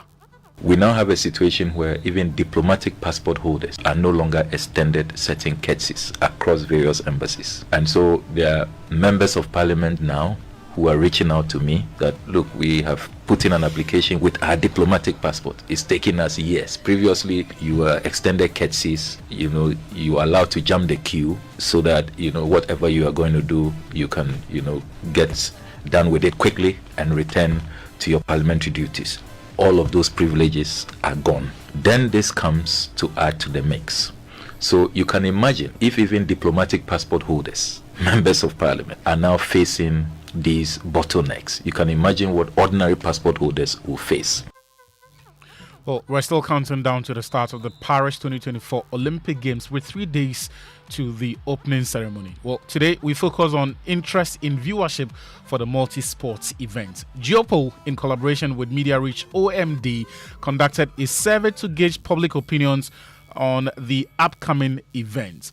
Now, their platform surveyed over 2,250 participants from Ghana, Kenya, Nigeria, and Tanzania on their interest in the tournament.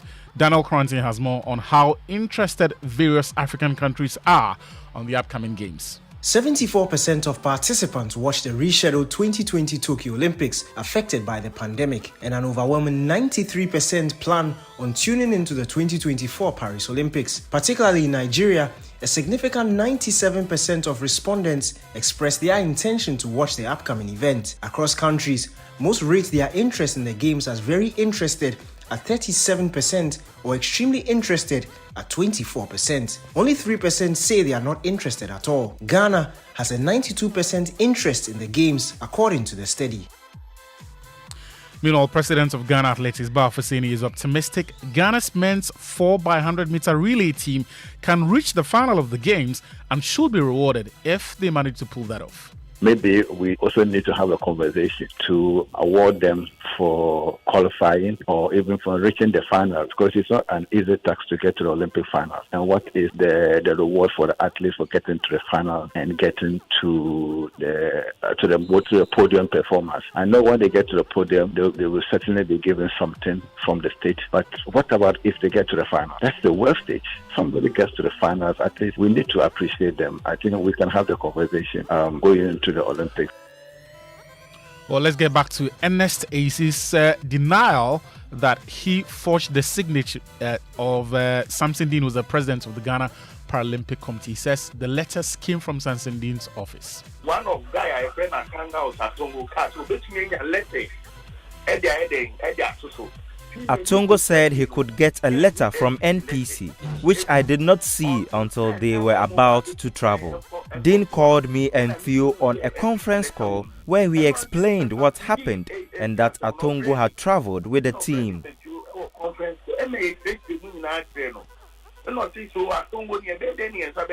My name is not on the list. I would have included my family if I wanted them to abscond. How can I forge a signature? I am illiterate. I explained to Dean, but he is adamant.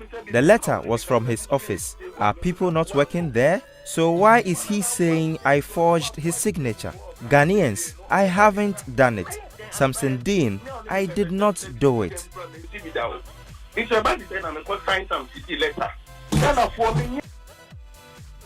And Stacey was speaking to our sister station Asempa FM yesterday. Well, let's talk more about the Olympic Games, and all of 8 Ghanaian athletes in Paris have received exclusive Olympic edition of Samsung's new Galaxy Z Flip 6. This customized design phones will be available to all 17,000 athletes participating in the Games. The opening ceremony for the Games is this Friday. Let's talk about football next. And former Black Stars midfielder Emmanuel Ajimambedu has expressed belief that Coach Otuado will succeed as Black Stars boss.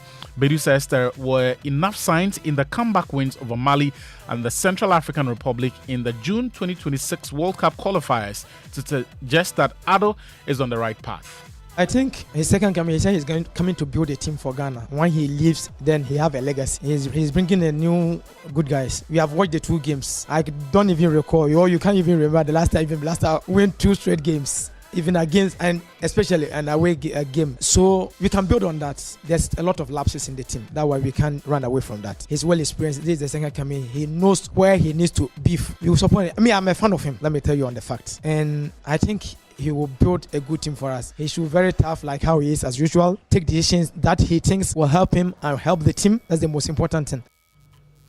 Women's football next, and with just over a month until the start of the 2024 Under-20 Women's World Cup in Colombia, Ghana's Black Princesses are still preparing for the tournament in Cape Coast. Yesterday, they spoke to the media about their preparations ahead of the 7th successive appearance in the competition. Yes, Princesses coach Yusuf Basigi speaking ahead of the tournament. Definitely when it comes to set preparation, you matches to play. But to begin with, we have started playing some medium profile games around. Since many of the female clubs are not in session, we've decided to play with some under 13 boys so that we'll pick it from there. And I know as and when we are progressing, other matches will also follow. Well, Accra Hearts of Oak and Hearts of Lions will go head-to-head in the 2024 edition of the Gbese Manche Homo Peace Charity Cup. It's a one-off cup game that will be played sometime on the 11th of August this year. Elsewhere in Europe, the 22-year-old Amadou Onana has joined Aston Villa from Everton in a deal worth £50 million. Manchester City, their manager Pep Guardiola, has said midfielder Kevin De Bruyne will stay at the club amidst reports that he was heading for Saudi Arabia. And last night, LeBron James scored 20 points for the United States as they beat Germany 92-88 in their final warm-up match before the Olympic Games. The 39-year-old produced 11 points of his game-high tally in the final 4 minutes as the USA survived a tough test at the sold-out O2 Arena in London. That ends the Joy Sports Centre for this morning. Thank you very much. Has Manchester United signed any player? Oh, yes, 2. Oh. Sexy Zegzi was the first signing. Yes, Joshua Zegzi from Bologna. And then now they've added Lenny Dogo Euro. Oh, I thought we had signed more players because no, there's more on the horizon. Euro, fantastic young player. You agree he's a fantastic young player? He's an excellent player. There's more on the horizon. Oh, yes. We need Matthias de Ligt could be in. Who? Matthias de Ligt, centre back from Bayern Munich. No. And then Manu Ugarte from PSG. Yes, Ugarte is good, but as for... You don't like the Ligt? No. Why? Matthias de Ligt. Yeah. No. We don't need him. Well, he may join. Anyway, thank you very much. But we still have to sell McTominay. Anyway, thank you very much, Victor Achutamakulu, for joining us with the latest in the world of sports here on the Super Morning Show on Joy 99.7 FM. But of course, let's get interactive this morning. And I know there are many of you who are commenting about, the cost of data. And you've been calling on the NCA board to do the right thing. What are your own thoughts? Why don't you join us on X using the hashtag JoySMS? And then on WhatsApp 055-111-1997. Social media messages here on the Super Morning Show brought to us by EcoBank, a better way, a better Africa. And Malatu from Ernest Chemist, Malatu power over malaria. So this is the year to stop singing and talking about shopping and enjoying life and just do it. Because EcoBank has over 1 million Ghana cedis worth of cash and prizes in the EcoBank Million Gang promo for you and over 7,000 others across Ghana. Winners will be rewarded bi-weekly, and you could be one of them, winning up to 10,000 Ghana cedis. There will also be 3 monthly draws, and all you have to do is to deposit cash in multiples of 500 Ghana cedis into your EcoBank account at your nearest branch, EcoBank Express Point, or via EcoBank Mobile to stand a chance of winning. Other prizes include fuel vouchers, shopping vouchers, airtime, and many more. Promo runs from now till the end of July 2024. It's your time to chop life. Remember, every 500 Ghana cedis deposit earns you an entry into the EcoBank Million Gang draw. A better way to enjoy life, a better way, a better Africa. EcoBank, the Pan-African Bank. Stay with us. We'll be right back after these messages. When shopping for a dress, you say, of course, a low burst line, a little tight by the hips, covered sleeves, off shoulder, definitely. But when buying anti-malarial drug, you say, is it not malaria? Give me whatever is available. Choose your malaria drugs the same way you choose your dress. Always ask for Coartem. It's also available in cherry-flavored dispersible tablets for children. Don't gamble with malaria. Choose right. Choose Coartem. If symptoms persist after 3 days, consult your doctor. Malaria testing should be done before treatment. This advert is FDA approved.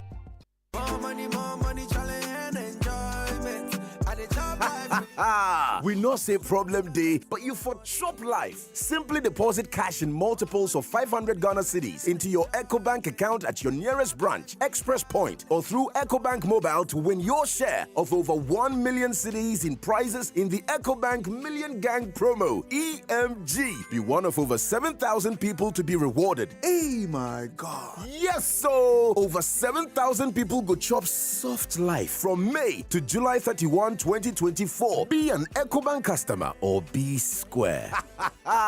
Remember, every 500 Ghana cedi deposit earns you a point for the EcoBank Million Gang today. EMG. Deposit today and win your share of 1.2 million in cash and prizes. A better way to enjoy life. A better way. A better Africa. EcoBank, the Pan-African Bank. This promo is regulated by the NLA on the Caritas Lottery platform.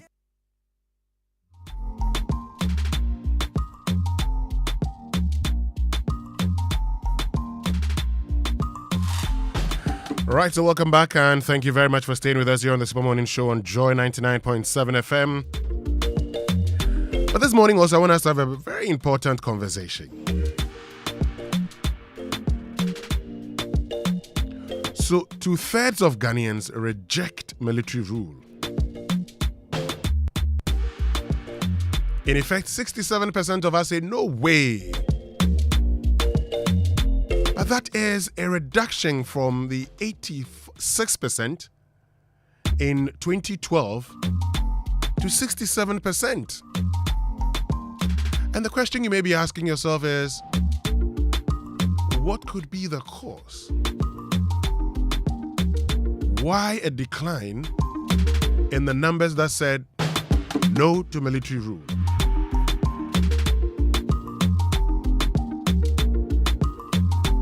And those who say they prefer democracy to any kind of government is some 76% of Ghanaians. But that also is a reduction from 90%. So the question is, are people losing trust in the system, or they expect more from the system?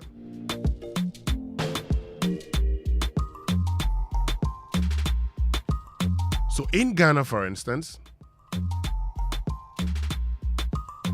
when it comes to those who are satisfied with our democracy,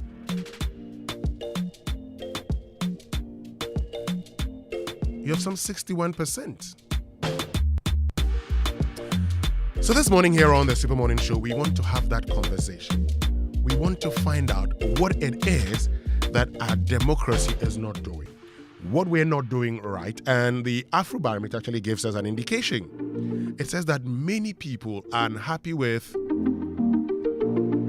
the socio-economic development that they expect with a democracy. How do we restore that? That's a conversation we're having here on the Super Morning Show on Joy 99.7 FM. And I want you to be part of this conversation. So why don't you join us on X and on WhatsApp? But of course, this morning also, the Minister of Finance presents the mid-year budget review and, if possible, a supplementary budget. Well, he says no, they're not asking for more funds. They're actually expecting to cut down on expenditure. But what are your own expectations? Are you expecting, for instance, that there'll be a reduction in some taxes, or maybe they will scrap any of these taxes? Why don't you get onto X, use the hashtag JoySMS, and also send us a WhatsApp message on 05511119997. It's now time for the Joy Business Minute, brought to us by Consolidated Bank Ghana, CBG. We stand with you, and Anointed Electricals, the generator experts, and build-free solar hybrid air conditioners, superior cooling with low energy. Hello, welcome to the Joy Business Minute, brought to you by Consolidated Bank Ghana. We stand with you, Anointed Electricals, the generator experts, and build-free solar hybrid air conditioners, superior cooling with lower energy. Finance Minister Dr. Mohamed Amin Adam is expected to announce measures aimed at reducing government's expenditure in the coming months. Details of the policy measures will be revealed when he presents a mid-year budget review later today. Ghana's economic indicators remain on track for this year and beyond, that's according to the latest World Bank economic update on the country. Containing the cedi depreciation and exploring fresh measures to help reduce inflation rate, those are some of the issues that will dominate the Monetary Policy Committee of the Bank of Ghana's meetings to review the economy. And that's the Joy Business Minute, brought to you by Consolidated Bank Ghana. We stand with you, Anointed Electricals, the generator experts, and build free solar hybrid air conditioners, superior cooling with lower energy.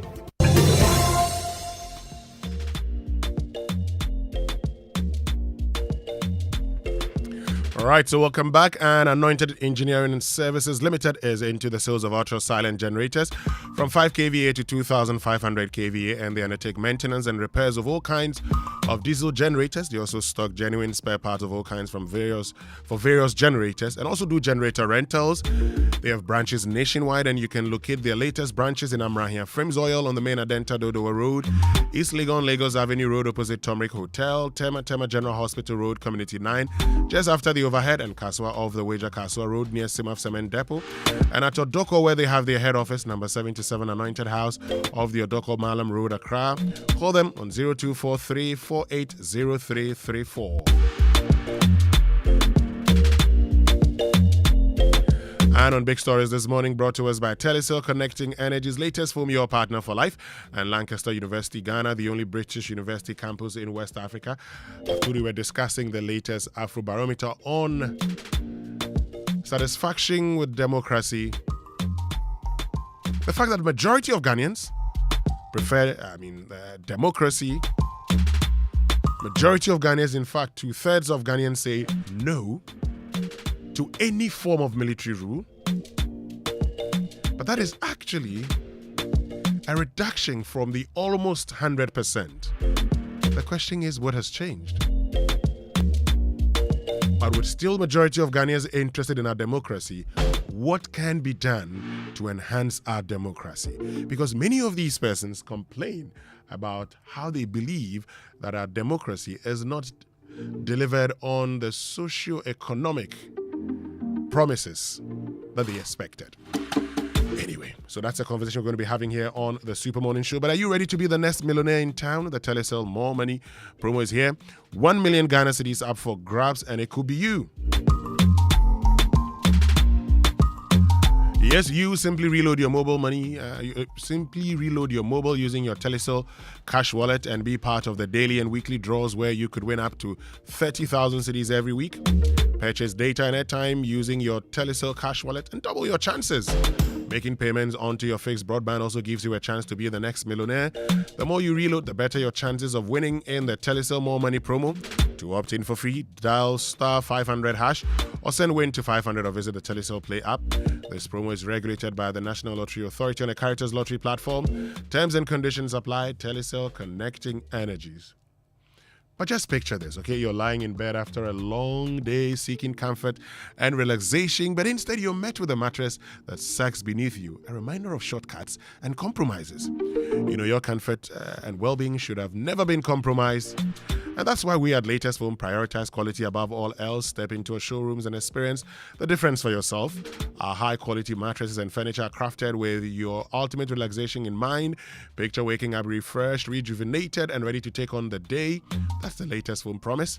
Invest in your well-being. Choose Latest Foam. Otherwise, Charlie, you do yourself.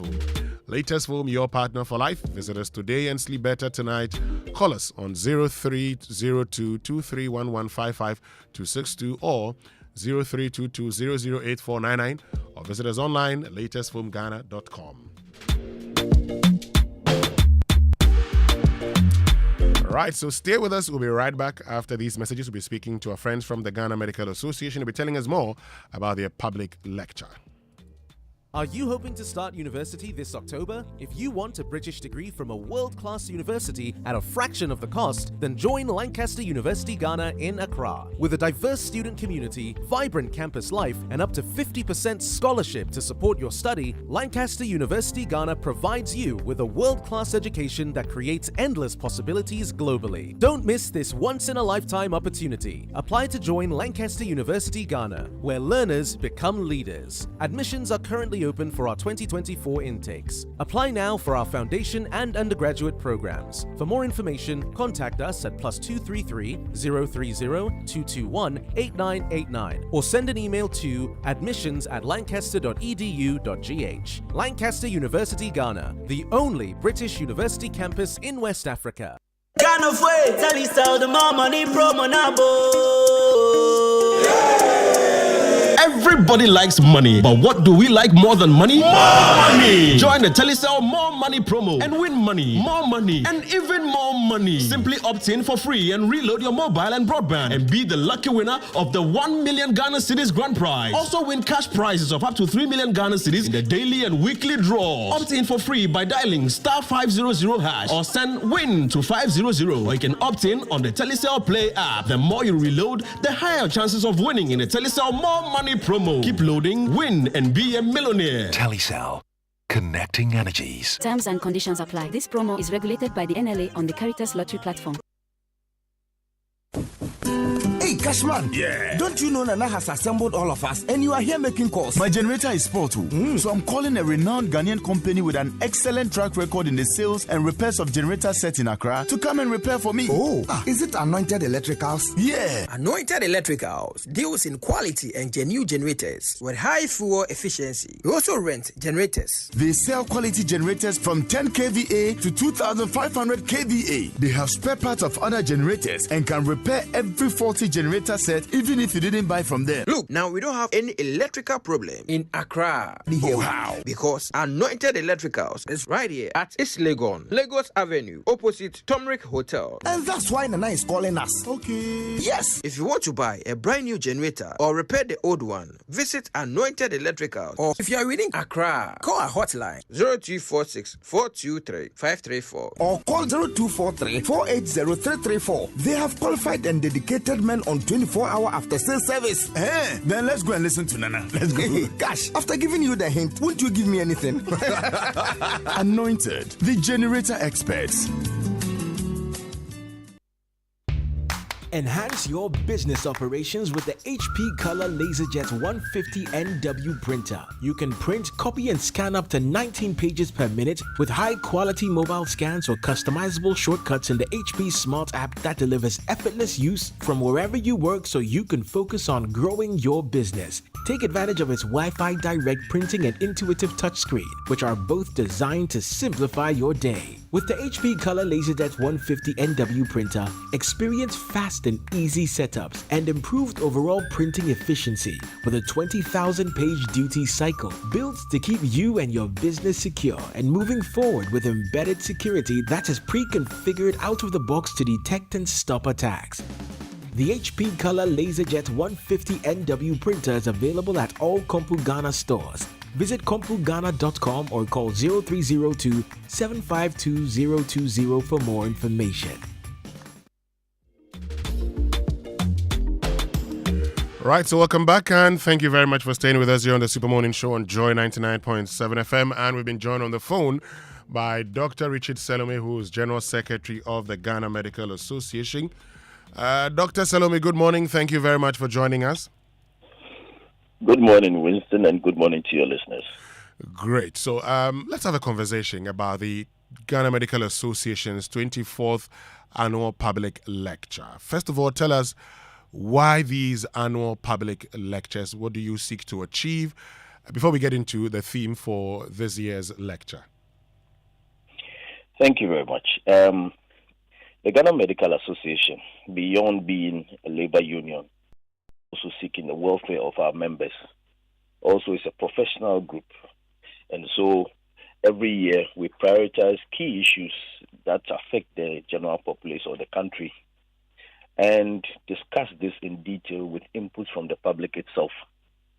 We hold events for ourselves. We hold events that discuss clinical matters and others that concerns doctors and other health professionals. But these public lectures are public-facing, deal with issues of national interest, and discusses these issues into detail and prefers ways forward or policy alternatives or directions that we present subsequently to governments and then follow up on these matters. And we have been doing this for quite a long time now.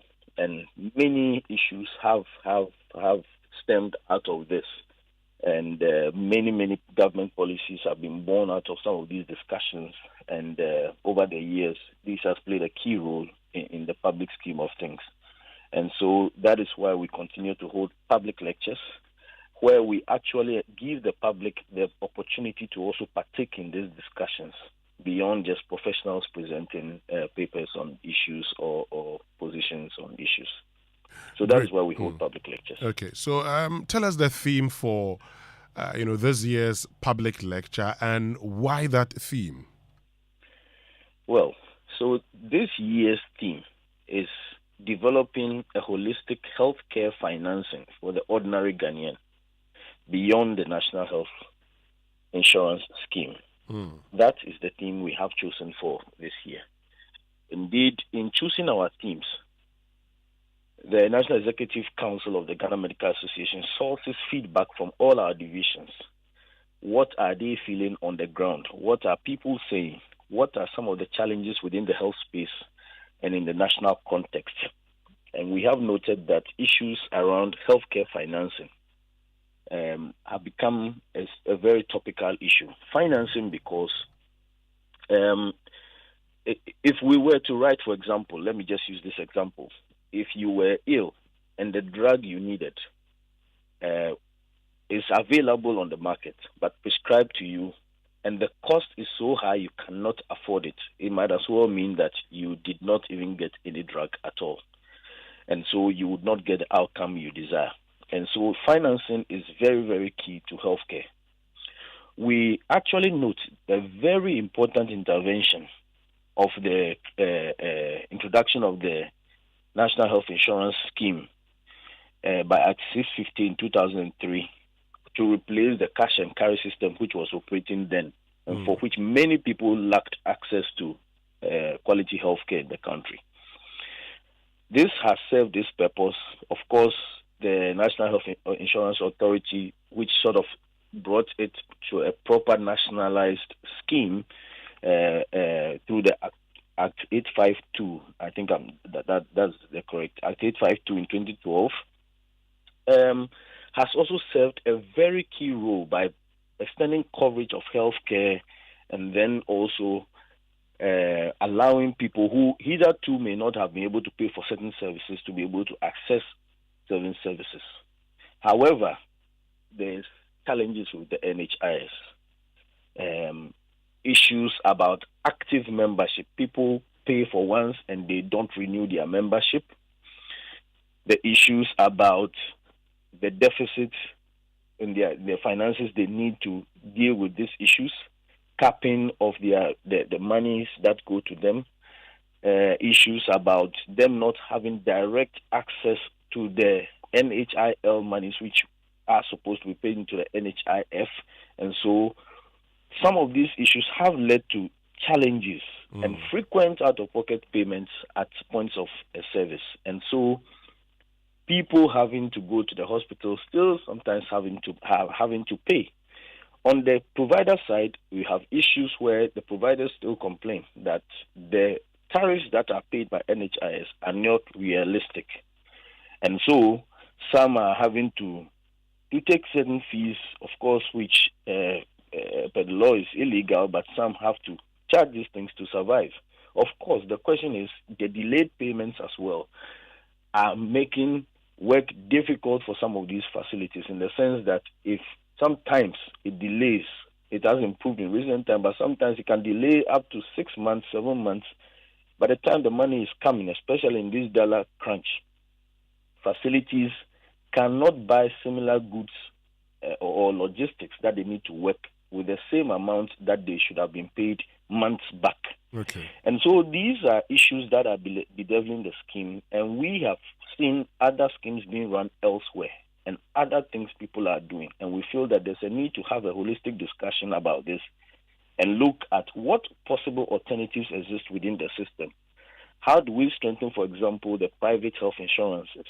How do we look at other ways where people can finance the scheme? Can co-payment become part of this? Because other countries have done it.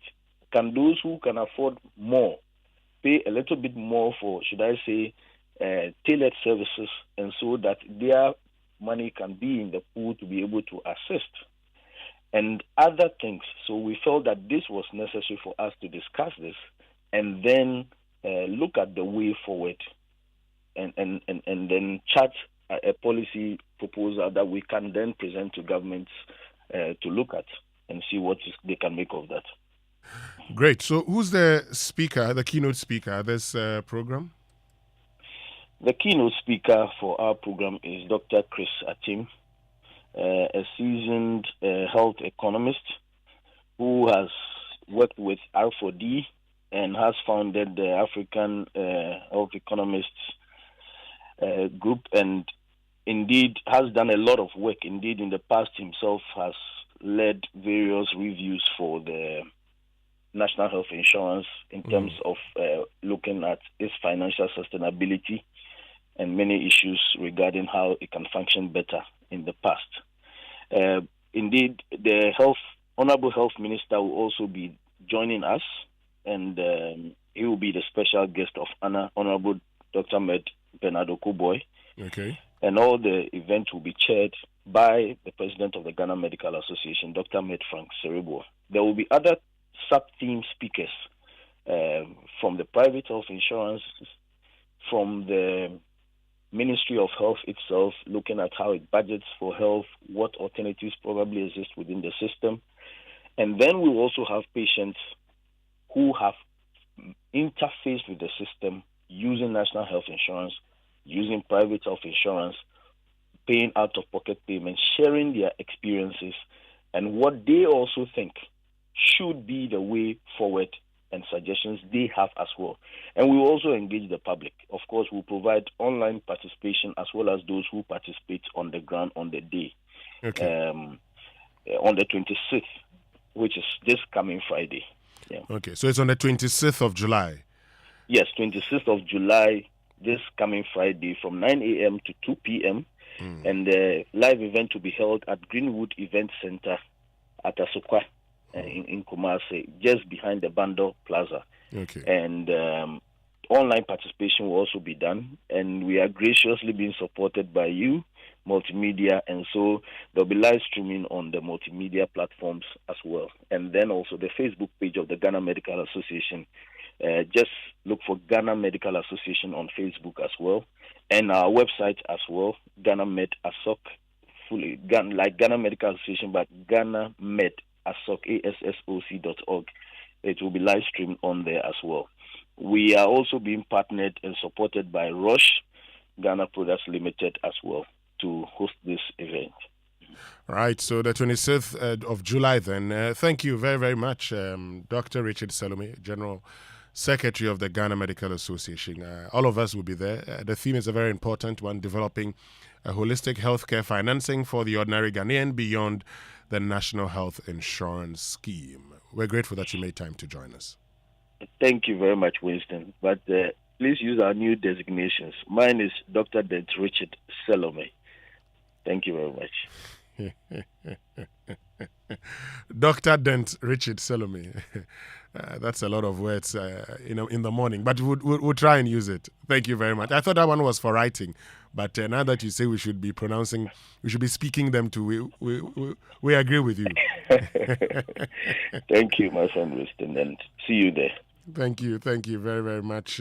That's Dr. Dent Richard Salome, who is General Secretary of the Ghana Medical Association, joining us right here on the Super Morning Show on Joy 99.7 FM.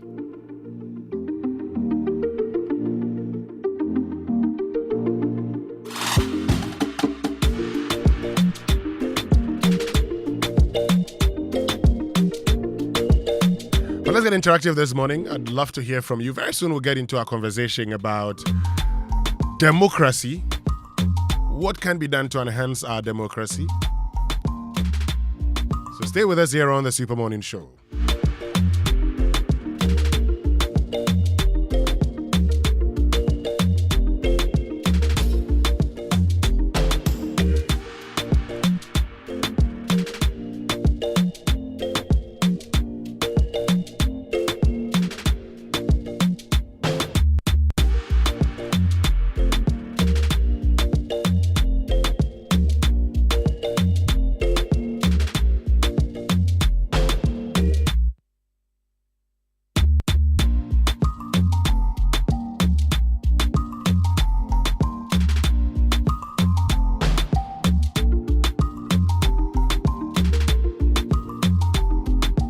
In your cup and Joy on the set. The Super Morning Show is always the best bet on Joy 99.7 FM. Don't talk, let me talk.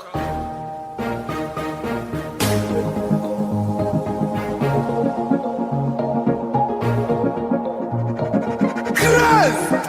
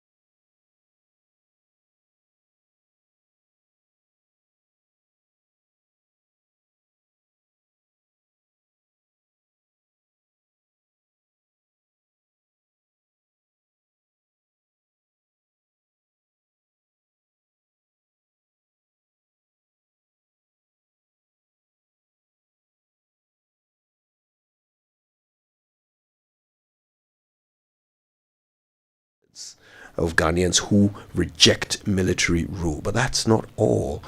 Even when it comes to our perception of corruption at the presidency, the numbers are shocking.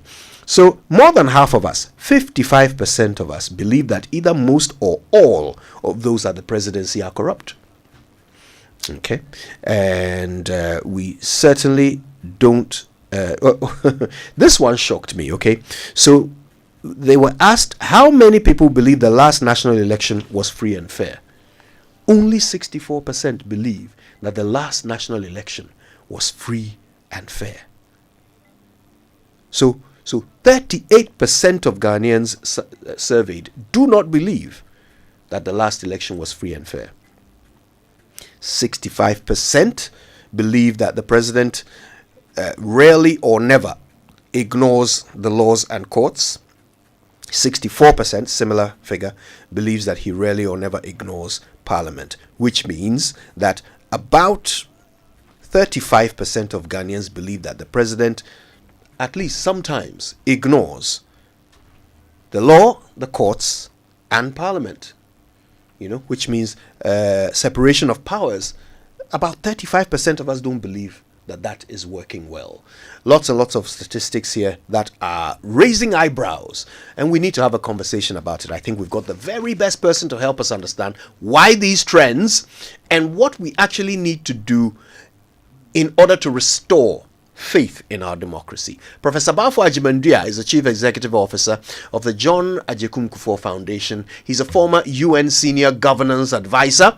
Professor Kofi Abochi is the Dean of the University of Professional Studies, Accra Law School. And Dr. Yao Perby is the global CEO of the HUD Group, and he is, of course, the growing holistic emerging leaders. He is growing holistic emerging leaders in 25 countries on 6 continents. Now, all three of them are joining us electronically. Good morning to you all. Good morning, Kojo.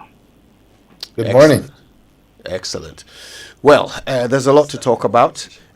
So let's get straight to it. And, I mean, these numbers, surely, they cause some worry, do they not, Professor Bafo Agyemangua? Of course, Kojo. They are cause for worry. But you see, if you look at the trend, you should not be surprised at all. In the early 2000s, when we moved rolling this satisfaction. Remember, the Afrobarometer. Hello? Yes, we're here. The Afrobarometer of 2004 placed the satisfaction with democracy as high as 86%, at 87%. And that was true in many other African countries.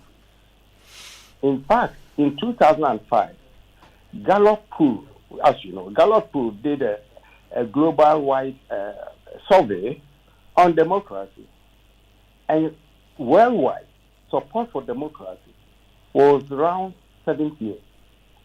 In Ghana, in Africa generally, it was like 8 out of 10. Nearly 9 out of 10 supported democracy. It's only because previously, that is previous to the 2005 poll, many African countries have transitioned from long years of military rule to constitutional rule. So the euphoria for democracy was still alive. Now, when you go back, we go forward with the subsequent Afrobarometer. As you rightly pointed out, by 2012, it was just about 74%. But 10 years later or more, we are now hovering around 51%. And the Afrobarometer found similar trends on the continent. Yeah. So on the whole, democracy seems to be not impressing the citizens. Perhaps all because the performance of these democratic governments have not been satisfactory for their citizens. So what I'm saying, generally, is that it's a worldwide trend. Perhaps we speak, American scholars, political scientists are all doubting the survival of democracy in America, of all places. But let's focus on Ghana. I think certainly there is something fundamentally wrong with our practice of democracy, and the human agency that is supposed to operationalize the practice seems to have been failing the people. So first we are looking at the performance of leaderships or political parties generally, and of course the challenges that comes along with the kind of democratic practice that we have imposed on ourselves. Now, Dr. Perby, the trends are quite clear. If you look at how people perceived our democracy in 2012, it was all quite upbeat and buoyant. But after that election, the 2012 election, it seems the numbers just have not been able to maintain their buoyancy. And of course, we all know what happened in the 2012 election. There was an election petition. Now, I link this to another statistic here because the Afrobarometer asked how many Ghanaians believe that the last national election, 2020, was free and fair. Only 64% believe that it was free and fair. So 36% don't. What role are our elections playing in the perception we have of how effective democracy is? That's a very good question. And first of all, good morning to you and our audience and my fellow panelists. Well, elections themselves, by and large, have become what people have described as, manitocracies instead of democracy. So not only is the perception down, like the 23 points you are talking about, because generally democracy itself has not delivered. It has not delivered the goods. But the process itself has been fraught with challenges. So people, for example, don't believe we are getting the electoral process itself is giving us the people who have the heart and the competence and the care to drive the nation forward, because they know how the people got the votes. They know that the votes were bought, So right on from the onset, the process itself is flawed. And if you have a process fraught with issues, you know that the end result is not going to be satisfactory either. I think that by and large is the thing. Then, of course, there's also the perception that the numbers are somehow cooked. So if you look at the conversation going on, between the political parties and the EC right now, there's a lot of back and forth. Should we have these coalition centers? Should we have them at these various levels, or no? Let's remove this level. This is where I saw somebody responding to the NDC, Dr. Omani's social media post a few days ago. Saying that, no, let's not have these regional coalition centers. That is where the stealing happens. And so he was like, no, but constitutionally, we are supposed to have that. So that cannot be, removed. So there's the perception that we don't get what we vote for because of the system itself. It's rigged.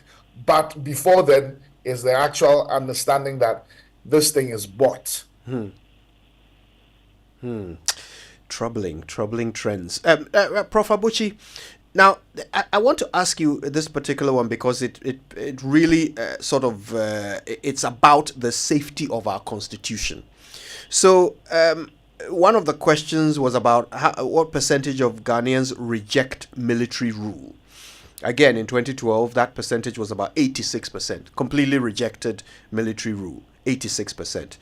In 2022, only 67% rejected military rule.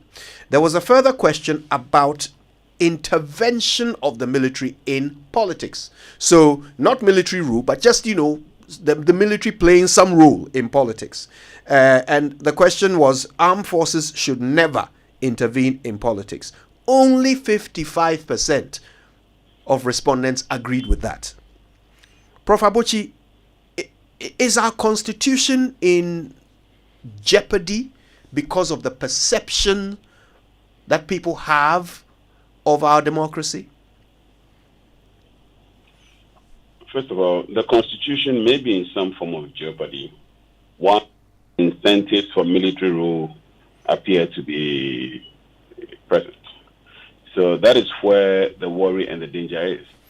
The idea that we may be in danger of military rule because the military may sense the opportunity, or rather the opportunism for intervening. But it's important for us to also remember that we have had a history of military rules that have gone nowhere. Military rule has always at best been palliatives to problems. They come with the expectation or sometimes the pretension to solve a problem, but they're never able to solve them. And the 4 episodes of military rule in the past testify to this. Secondly, what you mentioned about the people or some people yearning for some form of military rule in governance, not a full-blown military rule. There is no such thing. And the reality is the military have had the experience of just not being good at limited intervention. And I think in Ghana, for those who know about the experience with the union government, of course, it was rejected. But the fact that the reason why it was rejected was because the understanding was clear that the military is just not a part-time player. They are either fully in charge or they are out of it.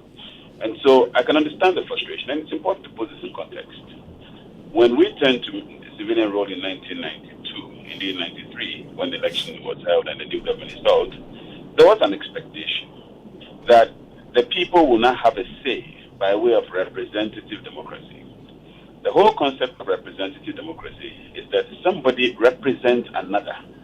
And by reason of that, there's an agency relationship that is established. That agency relationship implies that the principal are the people of Ghana, and the agent is the government. What we have had is that the relationship and the link between the principal and the agent has been broken. And the reason it has been broken is because the principal tends to act in its own interest and sometimes at its own behest. The institutions of states that have been established to promote representative democracy have been appropriated by the political parties, and that's where the other problem is. So you have a situation in which the political parties elect government into office, but they sought the mandates of the people. But once elections are conducted, government tends to rule virtually almost exclusively in the interest of the political parties. So these political parties essentially dictate the pace, and because of expectation of elections, government also constantly listens to these parties because if it's a president, it's an expectation of a second term, the party has to nominate him. The party is in expectation of the people in electing them, and so policy must reflect political and electioneering expectations. You have all these configurations and sometimes distortions that have, as it were, completely jeopardized the expectations of the 1992 Constitution. So that's the reason why a lot of people are now, or some people may be calling for the military intervention, because they are romanticizing with some of the things that may have happened in the 80s and perhaps the 70s. And a large chunk of the demography of the voters today were not people who were alive or who were around when the last military intervention took place. So they have heard of things. And the kinds of things they may have heard of may be romantic in character. Because today there's so much indiscipline and so much chaos and so much corruption. And when they hear of things that happened in June 4th, and then in the military areas of the military can now cure the excesses. But it's important for us to know that all these 4 episodes failed to cure the fundamental problems for which they intervened. Indeed. Right. Prof. Bafajimandia, Prof. Abochi talks about the romanticizing of coups. Indeed, many people fantasize that that would be our solution. But can we break it down a little bit? If we are unhappy, if we feel underrepresented by our democratically elected leaders, how does a coup, which will then put in place military leaders, how does that increase our representation? Well, I think the contradiction is quite clear in the way you are quoting on. And I think Professor Abochi has laid it out very well too. Look, frankly, I'll tell you, if you are talking about change of government, it will be by civilians. I don't believe ever that the Ghana Armed Forces, as I know it today, is interested in doing what they've done 4 times, all of which ended as nowhere. Look, if military rule could change this country, we had an opportunity for someone who ruled us for 11 years as a military dictator, and nothing changed. So this fascination or romanticizing about military quasi protests certainly is not the way to go. The threat to Ghanaian democracy are the political parties and the leaders who emerge. And the political parties and the leaders who emerge do so through the Constitution, how the Constitution has structured our politics, how the Constitution has structured political power in such a way that once you are elected a leader, you and your party takes over everything in the country. When people are talking about the ill effects of the winner takes all, that's one part of it. When we talk about power being over-concentrated, it means that outside Accra, Ghana has no functional local government because they are there in name for administrative purposes, but they don't mobilize, they don't do nothing. Even putting up a 2-room block for school, Accra Minister of Education may have to sign off. So we have concentrated our democracy at the national level, and the local levels are completely wiped off. So you see, anybody interested in Ghanaian politics choose right away to the national politics, not local politics. So I think fundamentally the Constitution has done is wrong, and I keep saying this. I know people who believe, we are 30 years, and Nana Akufo-Addo, our president, has said that before himself. For 30 years, we have been stable, so there's nothing wrong with the Constitution. Everything is wrong with the Constitution. The way presidents assume power, and the presidents and their political party own the country. You see, so I think the problem here is how we restructure political power in this country to make people interested, good people interested in running for office at the district level. The district should become the focus of development, not somebody who perhaps, with all due respect, have nothing to recommend to become in charge of a certain ministry to really run the whole country. So what is happening is that if there's a disaster, politically speaking, it affects all of us. If you have a crazy man in charge of a certain ministry who doesn't know what he's doing, it affects all of us. But at least, if we are properly decentralized, we can expect some spots or points of hope and progress in the country. So for me, I'm very passionate about how the Constitution works. Dr. Perby, may I come in? Of course. Because yes. I'm younger. I'm the younger of the paladins, and a bit closer on the ground in terms of the millennials and certainly Gen Z, and what we are describing as romanticizing military interventions or even military rule. Let me say this. You see, because what the young people are seeing is that democracy is not an end in itself. It is to deliver certain ideals and values, certain goods and services, and the delivery is not happening. I think what the young people are trying to say is, however we are going to get the goods, we want the goods. Yes, the older people have a history. They understand we've had liberation, something that did not, liberate us. We've had redemption that did not bring us redemption, and provisional that wasn't provisional. So we understand that. But I think what the young people are trying to say is that we just want results. We don't want democracy for democracy's sake. Let me tell you something.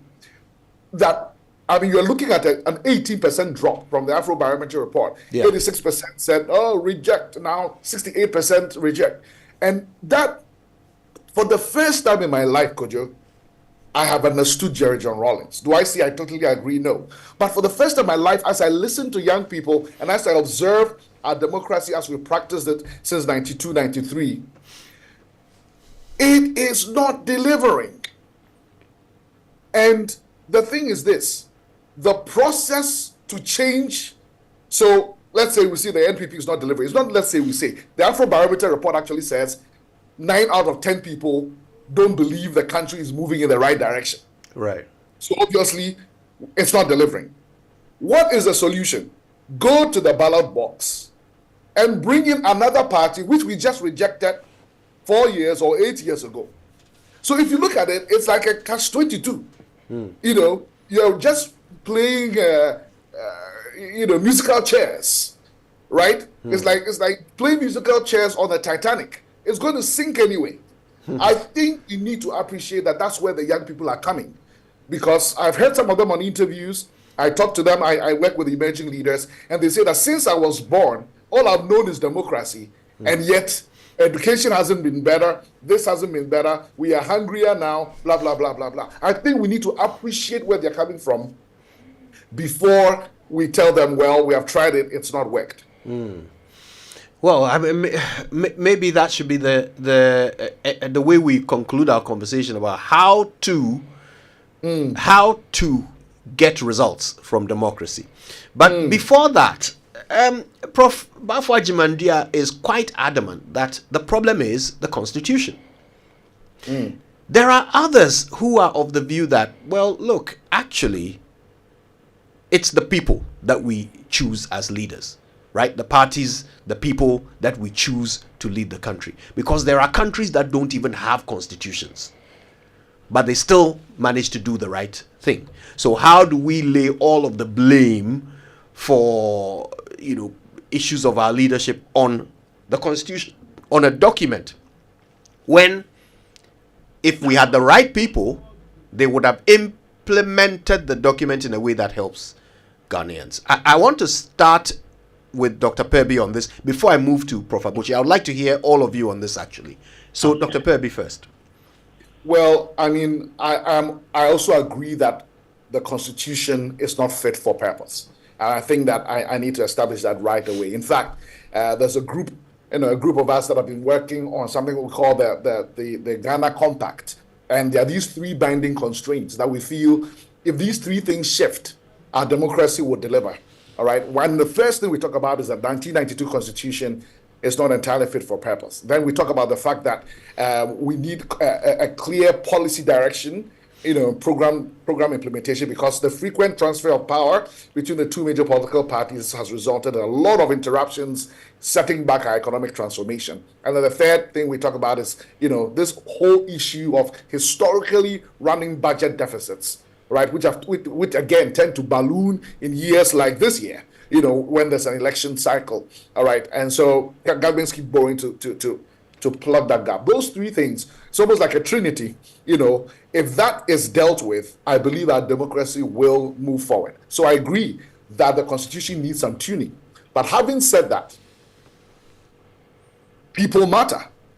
I mean. And so it is not either or. It's not just the kind of people we are, but it's also how the system we create, the rules of the game that we bring about. So we need the law to help regulate what kind of people we get and how much power they have.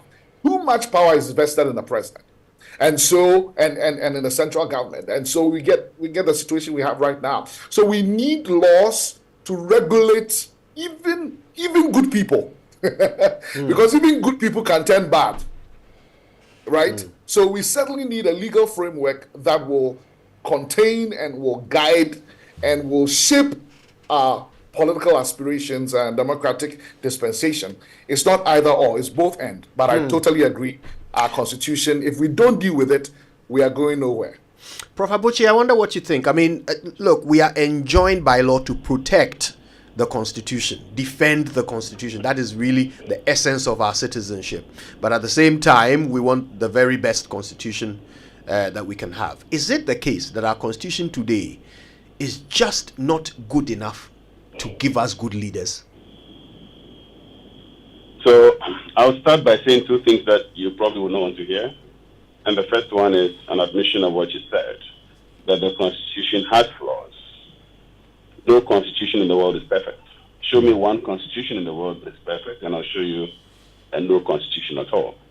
Am I frustrated by the current scheme of things? Of course I am. But one needs to also be realistic about things. And the second point, which you would not like to hear, is that the current constitution cannot be fully changed. There are aspects of the constitution that makes it impossible to change it. For example, Article 3 of the constitution cannot be amended. And the constitution itself says that it cannot be overthrown, and any attempt to overthrow it will entitle anybody to start a rebel movement and to restore it for as long as it takes. The reality is that our current constitution is going to be there for some time. And even when it's overthrown, even if it's overthrown, the constitution justifies an insurrection to bring it back. So we need to find ways of working around the constitution. And I think it's imperative for us to understand the fact that the constitution having problems is not equivalent to the constitution not being manageable. The constitution has flaws, but it can be managed.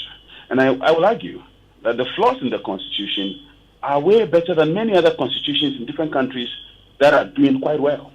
The notable one being America. Ghana's constitution is 10 times better than the American constitution, but see America and what it is, even though they are also beginning to reflect some of our problems in recent times. The reality, therefore, is what I was mentioned earlier. The fact that the problem of the constitution is an issue of access. Look, if you put a perfect constitution in the hands of bad people, the bad people will find ways of appropriating and corrupting the constitution, and over time interpreting the constitution in ways that affect that supports and as it were protects their rather bad behavior. So the point I'm making ultimately is that we need to rather focus on solutions that can work. One of the solutions is not total overthrow, because an overthrow of the constitution may result in an attempt to restore it in future. It is in there. It is in Article 3 that the constitution shall be restored any time it's overthrown and for as long as it takes. So an overthrow is almost not an issue. And as Professor Bafo also mentioned earlier in support of a point that I made earlier, the fact is our history testifies to a failure of military rule in Ghana. They will come with a promise to save, but the promise indeed is to save themselves. I can understand the frustration of younger people. The solution should, however, be a realistic solution. And I quickly will just dovetail into the fact that the constitution was supposed to be a welfare state, a welfare constitution.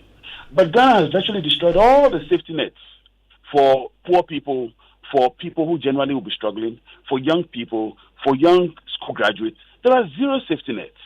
It is part of the frustration and part of the reason why people are saying the welfare expectations of the Constitution are completely gone. Another problem of the Constitution, as you drive out of Accra, you see a gradual depletion of the state. In other words, the state is only present in the regional capitals. In many of the rural areas of Ghana, you barely see the presence of the state. For many people, there's a long divide and a big detachment of the ground from the state as you move further away from the regional capitals where the small resources of state are concentrated. And the bigger problem we have is predatory leadership. The fact that there's a perception that whenever elections are over, the new managers of states somehow see themselves as entitled to, as it were, satisfy the people who put them in power. And the people who put them in power immediately are party financiers. It is part of the reason why the conversation has been had over the years about campaign financing. Even though I don't think that from our cultural tendencies of doing things, I don't think that would even resolve anything. But it speaks to the fact that there are people who invest in our politics. And when the election is over, these people see themselves as time to reap the benefits of having sown in our political process. So we have all these distortions, and there are things we normally don't talk about, not to mention the issue of electoral comfort.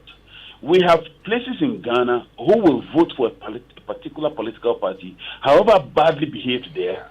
These parties call these areas World Bank, or they call them strongholds.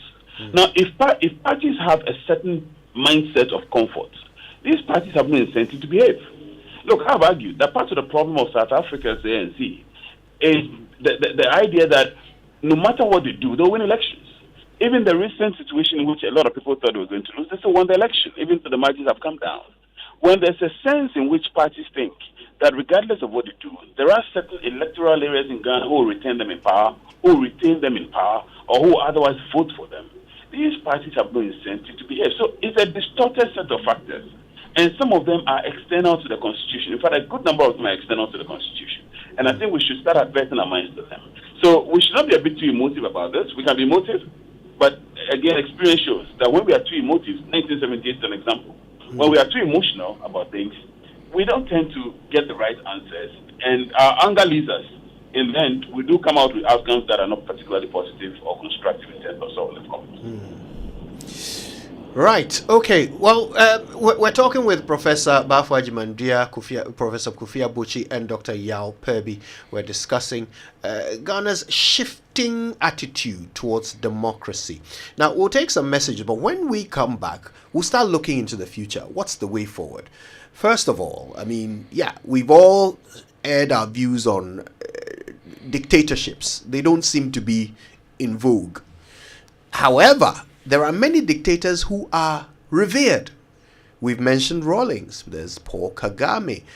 There are several dictators who, in their own countries, are seen to have transformed the nation through their power to make decisions without recourse to other arms of government. Is there some aspect of dictatorship that is helpful to our current situation in Ghana? Is there some aspect of it? It's a theoretical question, we'll ask it. But also, what is the solution? If we're going to stay democratic, what is the solution? If the only choice we will ever have in a ballot box is NPP or NDC. We'll explore those when we come back. But first, before we go, let me remind you that speccing that old car, or if you're or you want a home makeover or a relaxing beach getaway, you can use your ABSA card 10 times or more in a month, and you could be a lucky winner in the ABSA Change Your Story promotion. Earn extra entries by using their digital channels 5 times or more. Between now and the end of October, 5 lucky winners will take away 40,000 Ghana cedis each every month to change their stories. For more information, go to an ABSA branch today. This promotion is regulated by the National Lottery Authority on the Caritas Lottery platform. Your story matters. ABSA. Terms and conditions apply. So the best investments you can make in your child is education, and a good school with international standard education and facility that will nurture your child and give them, the right fundamentals to be great in future. So let me introduce you to Metro Gold Schools. Yes, Metro Gold Schools, located in Ablekuma Curve. Admission is ongoing for Cambridge education. School starts from creche to grade 9. Children from 3 months to 14 years. Rationale for the September intake. School starts on the 10th of September, and Metro Gold Schools has a boarding facility, a serene environment conducive for learning. It has boarding facilities, a tennis court, basketball court, swimming pool, and astroturf. Enroll your child now. Call or WhatsApp 058 050108. That's 0548 050108. You can also visit our website mgs.edu.gh for admission details. Metro Gold Schools. Your child deserves quality education. Now, speaking of quality education, would you like a British degree at a fraction of the cost? Do you want a vibrant student experience in a community that equips you with useful employability skills, taking you one step closer to the career of your dreams? We can enjoy all these and more, plus up to 50% scholarship for your degree at Lancaster University, Ghana. Be taught by the finest faculty trained to UK standards at their campuses. And for more information, go to lancaster.edu.gh, or you can just email admissions@lancaster.edu.gh or call 020-960-7008. Lancaster University, Ghana, the only British university campus in West Africa. So, are you tired of paying exorbitant electricity bills? If so, consider investing in top-tier solar solutions from Ghana's leading solar company, Translight Solar Limited, at highly competitive prices. With Translight Solar Systems, you can reduce your electricity cost and escape doomsday permanently. Solar power is no longer just a backup for ECG, but a viable everyday energy source. Install a system from Translight Solar and enjoy uninterrupted power supply. Visit us at 98 Boundary Road, East Legon, between ARS and American House. And you can also visit our website, translightsolar.com, or call us on 0504-249-229 or 0206 542 0206 542 454 for early bird deals. Everywhere there's sunlight, there's Translight. All right. Some messages, and then we're back with Professor Bafo Ajimandia, Professor Kofi Abuche, and Dr. Yao Perby. Hey, Eradi, where are all these high bills coming from? Now, wait a minute here. In these times of high electricity tariffs, Build-Freeze solar hybrid air conditioners are your sure bet to cut down on electricity bills. Build-Freeze cool your buildings comfortably with very low energy consumption. The amazing part is the air conditioners are built with the latest German technologies that give you 80% savings on energy consumption compared to traditional air conditioners. Build-Freeze come with a 6-year warranty and free after-sale servicing for a year. Please call us for purchases on 053 1100 915 053 1100 915. Build-Freeze, superior cooling with lower energy. Life transforming messages, anointed ministrations, uplifting praise and worship. Experience God's presence and power at Greater Works 2024. Speakers: Pastor Matthew Ashimolowo, Bishop Tudor Bismarck, Bishop Mike Okonkwo, and host Pastor Mensa Otabil. Date: Monday 29th July to Friday 2nd August. Morning sessions from Tuesday 30th July to Friday 2nd August. Time: 9 a.m. Evening sessions. Time: 5 p.m. each night. Venue: ICGC Christ Temple East. Special song ministration by Nathaniel Bassi. Also ministering ICGC choirs and worship leaders. Each evening will end with a praise jam session, which will climax on Friday with extended praise night. Buses will be available at vantage points across the city to bring you to Christ Temple East and back. Visit gwcentral.org and our social media handles for more details. See you there. It's coming down. It's coming down. It's coming down. It's coming down. Name is Akrobato. I like my mind peace. That's why I go get my Bampo insurance from Holland Life. Just yesterday, my Abushapeni asked everybody to pay 1,000 Ghana cedis for a penny funeral. But Masa, Nukreni, and Mosomekora. My Bambo helped me cover cost of funeral and any disability cost by paying 2 Ghana cedis per Bushumibia. A simple crowd. Yes, with as little as 2 Ghana cedis, you too can have peace of mind about cost of injury and funeral by simply registering with Mibambo Insurance from Holland Life. Just dial *269# on MTN or Telecel and follow the prompts. It's really that simple. Enjoy peace of mind today, knowing your tomorrow is covered. Mibambo Insurance, made for you. Attention, facility management professionals. Get ready for the event of the year, the IFMA Global Africa Conference in Ghana, August 1st and 2nd at the UPSA Auditorium, hosted by the International Facility Management Association's Ghana chapter. This is your chance to meet the world's top FM experts, thought leaders, and innovators. Immerse yourself in groundbreaking keynotes, interactive panels, hands-on workshops, and unmatched networking sessions. Explore the future of facility management in Africa's booming built environments. Don't miss out on the epic gathering of minds and ideas. The IFMA Global Africa Conference, August 1st and 2nd at the UPSA Auditorium. Be there. Proudly sponsored by Fides Group. To register or to sponsor, please call 0558 368 544. Rise, Ghana youth, for your country. It's another service year. Hooray! And management of the National Service Scheme is requesting user agencies, including private corporate organizations, MMDAs, ministries, departments, and agencies, and all interested entities that wish to host national service personnel for the 2024-2025 service year to put in a formal request to the Secretariat. This year's postings are private sector driven. Therefore, user agencies are to state in writing the number of service personnel required and specify the desired academic qualifications. All requests must be on official letterhead, including the organization's official address, email, phone numbers, and location. Agencies with special needs are advised to contact the NSS Secretariat for discussions. All requests must reach the NSS Secretariat before the 30th of July 2024. National service to the nation. In building a fatherland. We shouldn't have gone to that party. Masa, my head is killing me.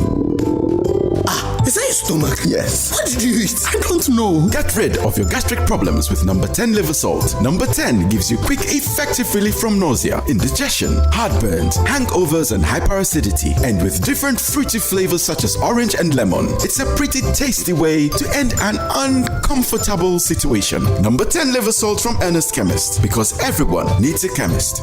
This advert has been vetted and approved by FDA.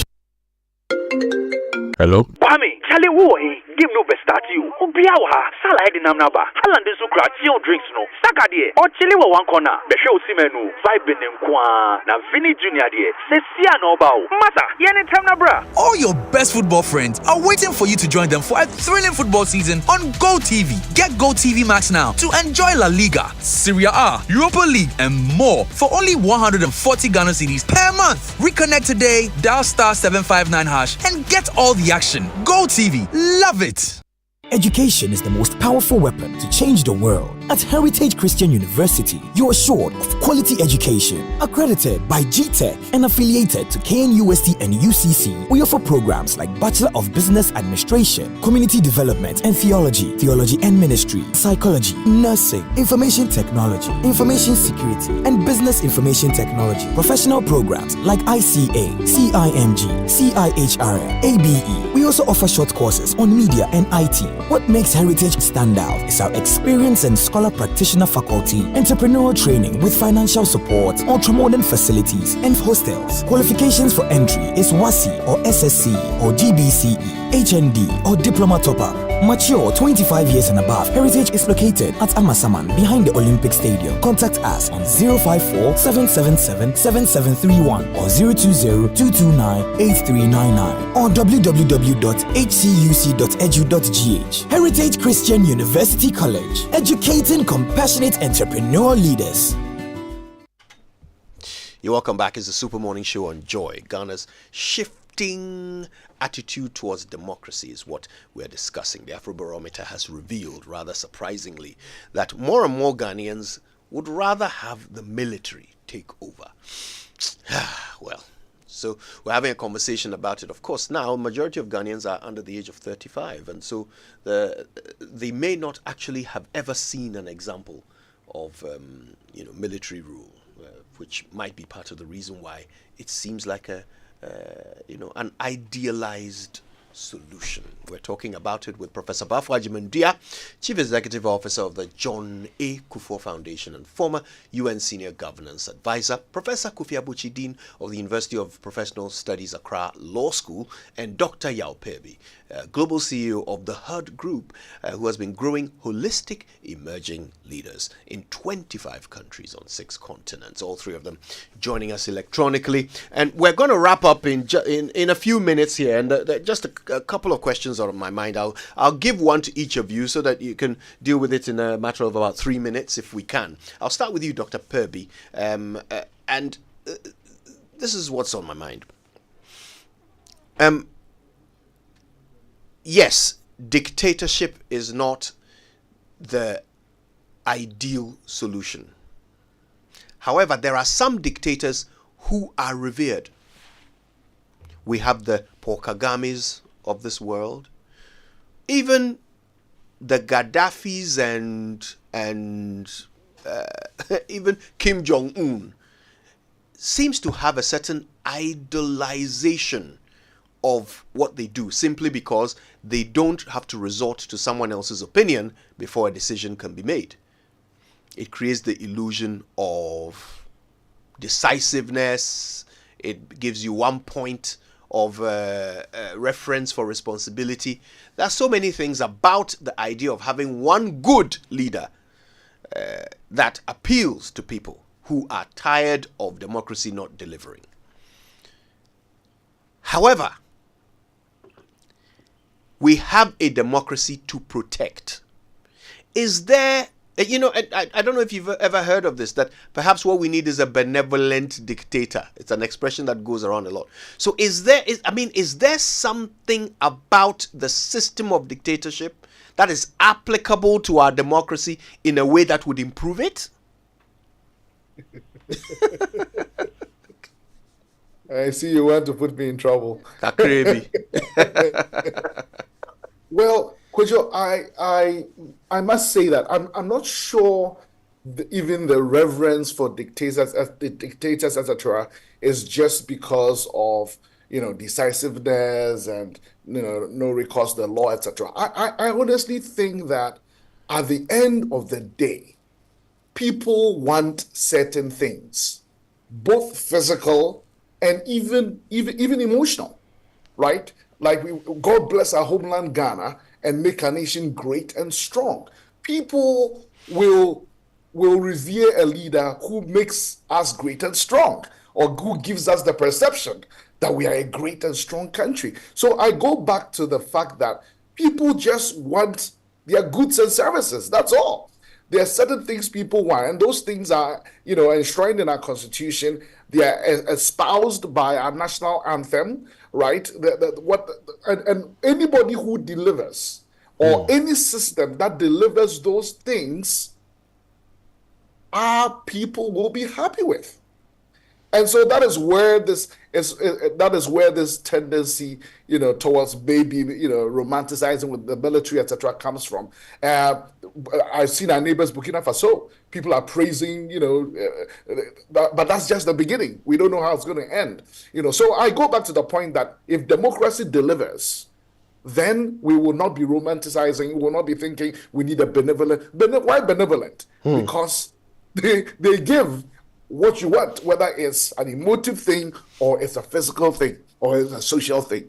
Now that we know that democracy brings people to the table but doesn't necessarily put food on that table, we need to ask ourselves, what exactly do we want? All the young people want in Ghana is education and skills for the future of work.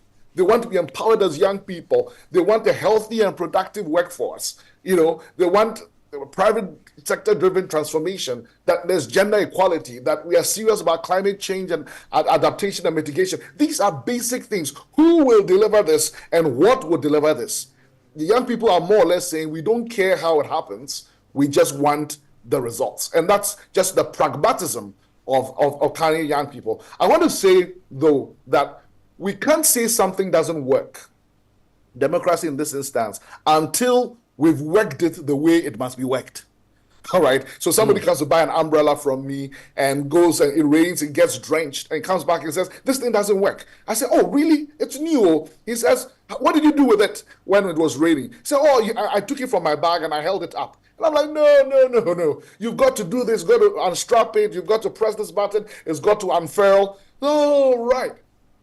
You can't say democracy doesn't work until you have worked it the way democracy must be worked. The question is, so maybe it's not democracy people are rejecting. It is something we think is democracy, but it's not. I mean, the phrase of Abraham Lincoln, right? Democracy is a government of the people, by the people, and for the people. Is that what we really have? Is it of the people if it's only for those who can buy people's votes? Is it by the people or for the family and friends of those who were able to buy the votes? Everybody's talking about state capture now in Ghana. And obviously, it's not for the people. Obviously, it's for the benefit of those who are in power. So maybe it's not democracy we are demonizing or, disillusioned by. I don't know what we will call it. So ultimately, as Africans, we need to do the hard homework of finding a type of democratic system that works for us. I mean, for example, we're coming from a chieftaincy, system, which is not entirely democratic. It has its democratic elements, all right, but it also has its, autocratic elements. Is there something we can get that is a hybrid, that is an amalgamation of the aspirations of the people, of the freedoms and rights of the people, and yet a certain strong, kind of leadership that forges us forward. Even America doesn't practice the kind of democracy we are trying to do in Ghana. It doesn't matter what the popular vote is. At the end of the day, it's the electoral college that determines it. California will have more of a say, than Vermont. So we've got to do. Nobody's going to do that for us. We've got to, from our history and from our experience and from other jurisdictions, really forge something that works for us. You're talking about Kigami. Well, everybody's praising Rwanda, but don't forget they just had elections. Is it really a democracy? It's up to you to determine. But whatever it is, it seems to be working for them. We keep making reference to that. We've got to find something that works for us. I'll say in conclusion, the bottom line is that Ghana needs leaders. You see, something John Maxwell says that I love. He says, anyone can steer the ship, but it takes a leader to chart the course. That is the bottom line problem. We have good managers, we have good talkers, but leadership charts the course. And if you want to see a difference between a manager and a leader, this is the test. Ask the person to change direction. A manager can never change direction. He can keep going what is going. But if you're going to change direction, you need a leader. And for now, it seems like we just need to pray that God bless us with those leaders and keep those of us who are building leaders, growing leaders, the way we know how. Keep doing it until a time comes when there's a critical mass of leadership, good, effectual leadership with the competence and the care and the character that will make Ghana great and strong as we sing in our national anthem. Right. Prof. Bafo Ajimandia, I'm trying to look to the future to see where, what could be a solution here. But every time I think of the options available to us, it's always NPP, NDC. NPP, NDC. Those seem to be the only two viable options from where we can get leaders.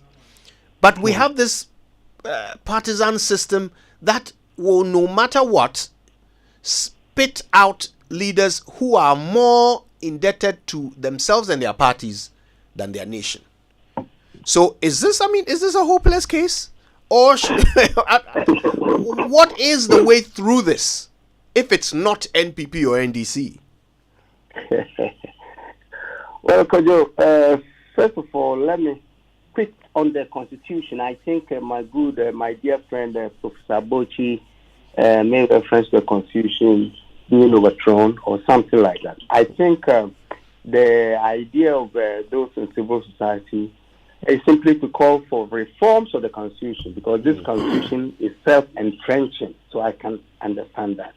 Now, to your point, you see, when you are true Democrats, and these issues are raised like you have done so beautifully, it's difficult to really respond.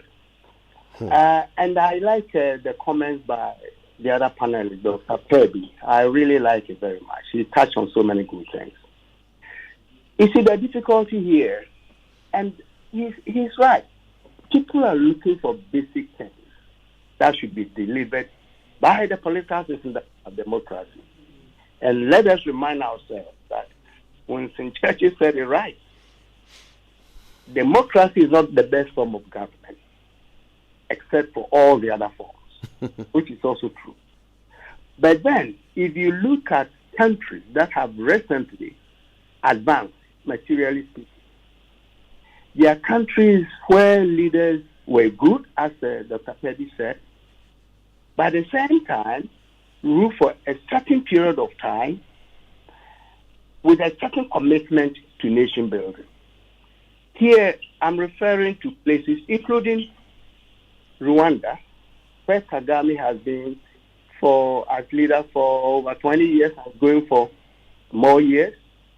Certainly, if you go to the ground in Rwanda, I don't think you will regret that he's still in power. In Singapore, we all know that Lee Kuan Yew was there for 26, 28 years. And with that kind of leadership commitments and all, he was able to turn things around. So longevity has a role to play.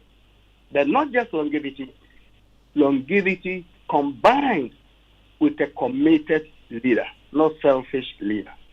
You see, Malaysia is the same Mahathir. He was there for 22 years, and even when he turned 91 years old, they voted him back. And the country has changed. On and on. South Korea. Before South Korea became what it is today, General Park was there for, I think, 18 or 20 years before he withdrew and went to the monastery. You see? So if when you look at our system, and parties or leaders come for 4 years or 8 years and they go, and nothing is left behind, then you begin to wonder whether the system that we have is the solution to our problem. You see, and somebody said it wisely. Societies flounder when living generations, when they consume more than they produce and left behind less than they inherited. That's exactly what we are seeing in our country.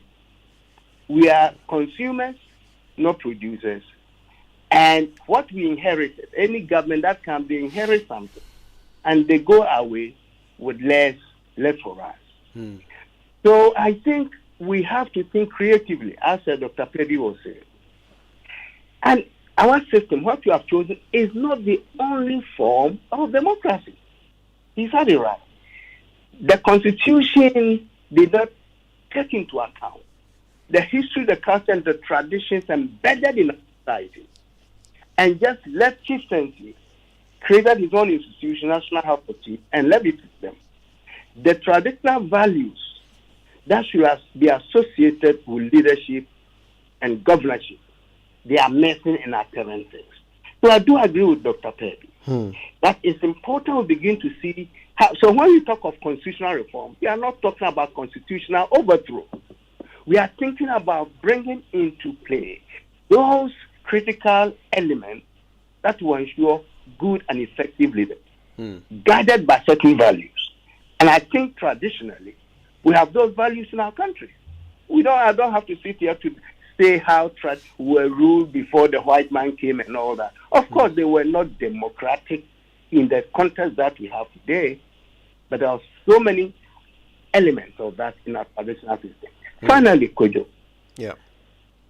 For what I'm seeing now in our country, I have lost faith in this political duopoly operating the same system that we have constitutionally speaking. They will come for 4, 8 years and leave, and the one who loses power will go on a project of destroying the one in power, undermining it, because he has to come back to also assume the goods of being in government. Yeah. So if you look at what the South Africans have done, their political system, or the constitution, I should say, forces them to have a coalition where all parties, Malema, freedom fighters, the White Democratic Alliance, all of them are in it. Cabinet is shared among them. So Ramaphosa and ANC today, they are not the same as they were a year ago. And I think even though it's too early to make any conclusions, I am anxiously waiting to see the outcome of this third-time coalition after 30 years of rule, how South Africa, the NNC is. So I guess it's not far-fetched to suggest that the whole idea of a champion, talking about union government, some will say unity government, which is what South Africa has to do. They have a unity government. It's something we need to look at very carefully. Right. Because I think this one-party rule, winner takes all, is doing a lot of damage to our progress. Yeah. So for me, it seems to be an interesting future to explore. And that will not entail overthrowing the Constitution at all. But it can reform the Constitution to accommodate such innovative ideas that people can share. So the future is not all that bad. But I will tell you, democracy is never the best form of government, except all the others. Yeah, thank you for that, Prof. Prof. Abochi, I saved you for last because there was something Dr. Yao Perby said, and I wanted to get your take on it. He said that you can't complain that democracy isn't working until you've actually worked it properly, until you've used it properly, according to the manual. And it made me realize one of the things that we do in our democracy here in Ghana is we assume that our role as citizens is only ever invoked every 4 years. Are there ways in which, as citizens, we can improve our practice of democracy so that it mitigates the damage done by leaders who are not practicing it well? We've literally got 2 minutes there, Prof. for Our you. democracy has been reduced to electioneering democracy. Mm. In other words, it's only a democracy which is perfected by elections. And when we complete one election, another election starts. And so we are constantly in that frame of electioneering. We finish one election, then the next campaign starts by January. As soon as we install a new government, plus or minus 2-3 months later, we've started a campaign all over again. And everything is about elections, everything is about politics, nothing is really about governance. So it is true that our democracy is distorted by elections. And it also speaks to our mindset on leadership. That our mindset on leadership is not really about leadership. It's about just preserving ourselves in power, preserving our party in power, and preserving our interest in power. And because it is so distorted, we are not focused on statecraft. We are not focused on statesmanship and the real delivery of public goods. Now, until we get there, we are going to continue experiencing the problems that we have. Professor Bafwa obviously was frustrated by my statement on how we can't do a wholesale change to the Constitution. And I say this from a practical standpoint. Look, the Constitution Review Commission's work, which has been done many years ago, has not been implemented across 2 regimes. And that speaks volumes to something. One of the difficulties it has is a methodological one. A chunk of the recommendations are entrenched provisions. And the requirement of amending entrenched provisions is quite elaborate, which includes a referendum. We have an electoral commission which spoke about capacity. And that was part of the reason why the implementation, some of the wholesale implementations could not be done, because it has other electoral assignments. So to avoid all these difficulties, the point I'm making is that the current state of the Constitution itself is manageable. It has problems, but it is manageable. Now, the problem is, how do you resolve these things? And I would argue that a lot of the problems can be resolved outside the Constitution. And indeed, Prof. Bafwa himself and Dr. Pebi both addressed the fact that we should look at the issue of leadership and the role of the citizenry. Unless and until we start demanding accountability outside the regular institutions, we're not going to achieve much results, because we have seen situations in which the regular institutions have gone in collusion with the broader government. And by reason of that, the regular institutions are approving things the generality of citizens reject. When you get to that point, then you have a clear cleavage. And that kind of cleavage is not productive for the system. So we have gotten to a point where, as a matter of functional movement forward, some things have to change in the Constitution. No doubt about that. There are a number of things in the Constitution that are not working, and that could work better. But until you have a leadership mindset which is appropriate, if you change the Constitution today, the leadership tomorrow will start giving interpretations to the Constitution in a manner that ultimately, over time, leads to a corrupted understanding of the Constitution. And that is what we have with the current Constitution. Look at the situation of Article 108. 108, which speaks about the fact that you can't introduce a bill into Parliament unless it's accompanied by the President's memorandum. Yeah. Over time, Parliament has completely disabled itself from its lawmaking function by simply applying Article 108 in a manner that gives legislative supremacy ultimately to the executive. That if the executive doesn't start, nothing happens. Yeah. So we have all these petty challenges that we would have to deal with, but I'm just arguing that a chunk of the Constitution is generally okay.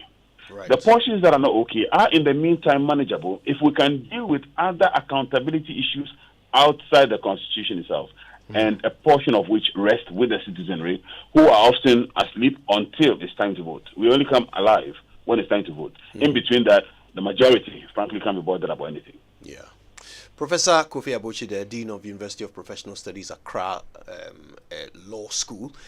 You also heard from Professor Bafwa Ajimandia, Chief Executive Officer of the John A. Kufuor Foundation and former UN Senior Governance Advisor, as well as Dr. Yao Perby, Global CEO of the HUD Group. And he's been growing holistic emerging leaders in 25 countries on 6 continents. I want to say a big thank you to all 3 of them for their time with us this morning. And thank you to you for staying with us, but there's more to come. Don't go anywhere. Please exit. Gasaba. Smoke from firewood and charcoal is harmful and as damaging to our lungs as cigarettes. It can cause heart diseases leading to stroke and may even affect our eyesight in the long run. Grandmothers, mothers, sisters, wives, men, caterers, and everyone still cooking with charcoal, let's switch to LPG gas. The National Petroleum Authority has introduced the cylinder recirculation model in collaboration with local partners to make gas more accessible in all local communities. Whether you own a cylinder or not, join our CRM initiative. Simply show up at any exchange point near you with a small down payment to receive a filled cylinder or swap your empty one. Regular safety checks will be in place. Say ebisa mo gas. Afeidie gasaba. Switch from firewood and charcoal to gas for a better and healthier life. This message is brought to you by the National Petroleum Authority and the Ministry of Energy. Everyone is running to Bills. Enjoy the peace of mind that comes with acquiring any of our loan facilities. For whoever you are and whatever you're doing, Bills has a product for you. No susu, no deposits. All you need is your Ghana card. Call 0302-200-390 or 0596-928-33 today and live a bill-free life. Bills Microcredit is licensed by the Bank of Ghana. Bills, financing your needs. Terms and conditions apply. The luckiest. Star 712 hash. Luck is everywhere. For everyone, yeah. Here's to the friends who dialed star 712 hash and found no regrets. To the investors who struck gold. To the health workers who diagnosed luck with precision. To the tough guy who couldn't hold back his tears. To the passionate fan who couldn't contain his joy. To the seamstress who turned her hard-earned stitches into a bundle of happiness. And now, here's to you. Your next big win is right here. Luck is everywhere. For everyone. Dial star 712 hash. Now join in the luckiest winning celebration. Every 1st July 2024. Over dial star 712 hash. Now I can to tickets as a group, individual, and now even as a community. Now win is the car prizes are in the community draw or go for the grand draw on the 30th of November 2024. Unlock your luck with star 712 hash. Now join in the winning streak now. The luckiest. Star 712 hash. Luck is everywhere. For everyone, yeah. The luckiest. Manchester City are the Premier League champions again. When it's football you want, get it all on DSTV. All the leagues, all the cups, all the matches live. Because when it comes to football, we've got it all day, all night. No matter what package you're on, you're always going to get football on DSTV, your home of entertainment.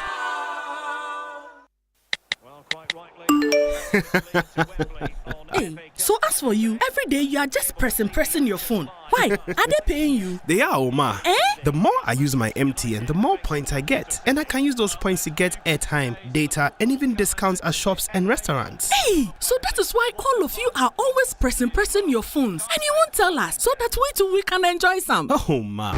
There's always more to enjoy with MTN Rewards. Just keep talking, testing, and browsing all day, every day to collect your points and use it to redeem amazing offers and discounted freebies right away. There's so much available for you. So dial star 550 hash and get your reward today. Let's go everywhere you go. Kweku, have you heard what they are doing on MTN? Exciting times indeed. Yes, so welcome back and thank you very much for staying with us here on the Super Morning Show on Joy 99.7 FM. And this morning we have a very important conversation coming up here on the Super Morning Show because, look, we're going to be having a conversation about the need to stay relevant. And once I say the need to stay relevant, I see a smile on a familiar face here on the Super Morning Show because this morning our friends from Enterprise Computing Limited have joined us here on the Super Morning Show. But they just didn't join us. They're not just here alone. They also came with the queen of the airwaves, Doreen Ando, and they'll be telling us more about this partnership and why it's very important and why businesses would have to choose the enterprise computing. So this morning we're joined by Wilhelmina Kla, who is Marketing and Communications Specialist, Enterprise Computing Limited, and Marian Yaka, who is Solutions Specialist, Enterprise Computing Limited. But of course, we know Doreen Ando. Good morning, both of you, and good morning, Doreen. Thank you very much for joining us. Good morning. I believe you're all doing very well. Yes, we are. Thank you. Good. I hope you're doing well too. Well, God is still taking care of his children, like I say all the time. And so I started by talking about, the need to stay relevant. And somebody may ask, what's this whole thing about needing to stay relevant all about? Okay, Winston, thank you so much for the beautiful intro. And thank you to your listeners as well. So as you rightly mentioned, it's important that businesses stay relevant. When we look at technology today, we see how much it has evolved. We've seen the Internet of Things, we've seen AI, we've seen interconnectivity, we've seen people working smarter than harder. And definitely as technology advances, businesses also need to advance because it's also going to help them to take care of their customers, to exceed their expectations. And for us at ECL, Enterprise Computing Limited, we believe that we help businesses stay relevant. And keeping up with these trends is important so that we can provide reliable solutions. And, well, for us, staying relevant means that we are letting people know the tips and tricks to stay relevant. We are empowering businesses with the right solutions, IT solutions. And we are proud to be doing this with Doreen Ando because she's been relevant as well. And now that you've introduced Doreen, and of course she's been relevant all her life. And over the past 29 years, for all of us in this country, we've enjoyed her performance on radio. And I think it's important, that Doreen will be able to tell us, what she thinks are some of the keys, in staying relevant over a long period of time, in the creative industry, which and in the arts, we normally talk about people not lasting beyond 10 years. Yeah. But you've been there for 3 decades, Doreen. Almost. You're there. Yeah. Well, thank you so much. And I'm actually very excited to be part of this ECL Staying Relevant initiative because being in this industry for all these years and thinking about how crucial it is for brands to stay on top of the latest technologies and market trends, I think that the few key things that I could probably add to would be that if you learn to adapt and evolve in these hard times, you will be able to stay relevant. The mediascape has changed over the years. A lot of new things have come on. We've had to learn new things. We've actually gone from analog to digital in the past 29 years and some. And it's important for you to stay connected, to be able to understand what technology is, how it can help the work that one is doing, and also understand the audience that we work with, because if we understand what they need, we will be able to give them what they require. I guess I probably understand why Enterprise Computing chose you, but maybe they can tell us why they decided to partner you. Okay, thank you, Winston. So at ECL, we are thrilled to partner with Doreen Ando to be able to convey our Stay Relevant campaign message. I believe that, Winston, your listeners can agree with me and with you as well that Doreen Ando is a household name. She rings in the hearts and in the minds of people, and she has not only stayed relevant in these 3 decades, but she's been able to make an impact. Doreen Ando is a queen of the airwaves, and at ECL, our mission is simple. We exist to provide professional IT solutions and services to businesses to help them stay relevant in changing times, just like Doreen has. So, Winston, please tell me, if not Doreen to convey our message of staying relevant, then who? That I do not know. I certainly don't have an answer to that.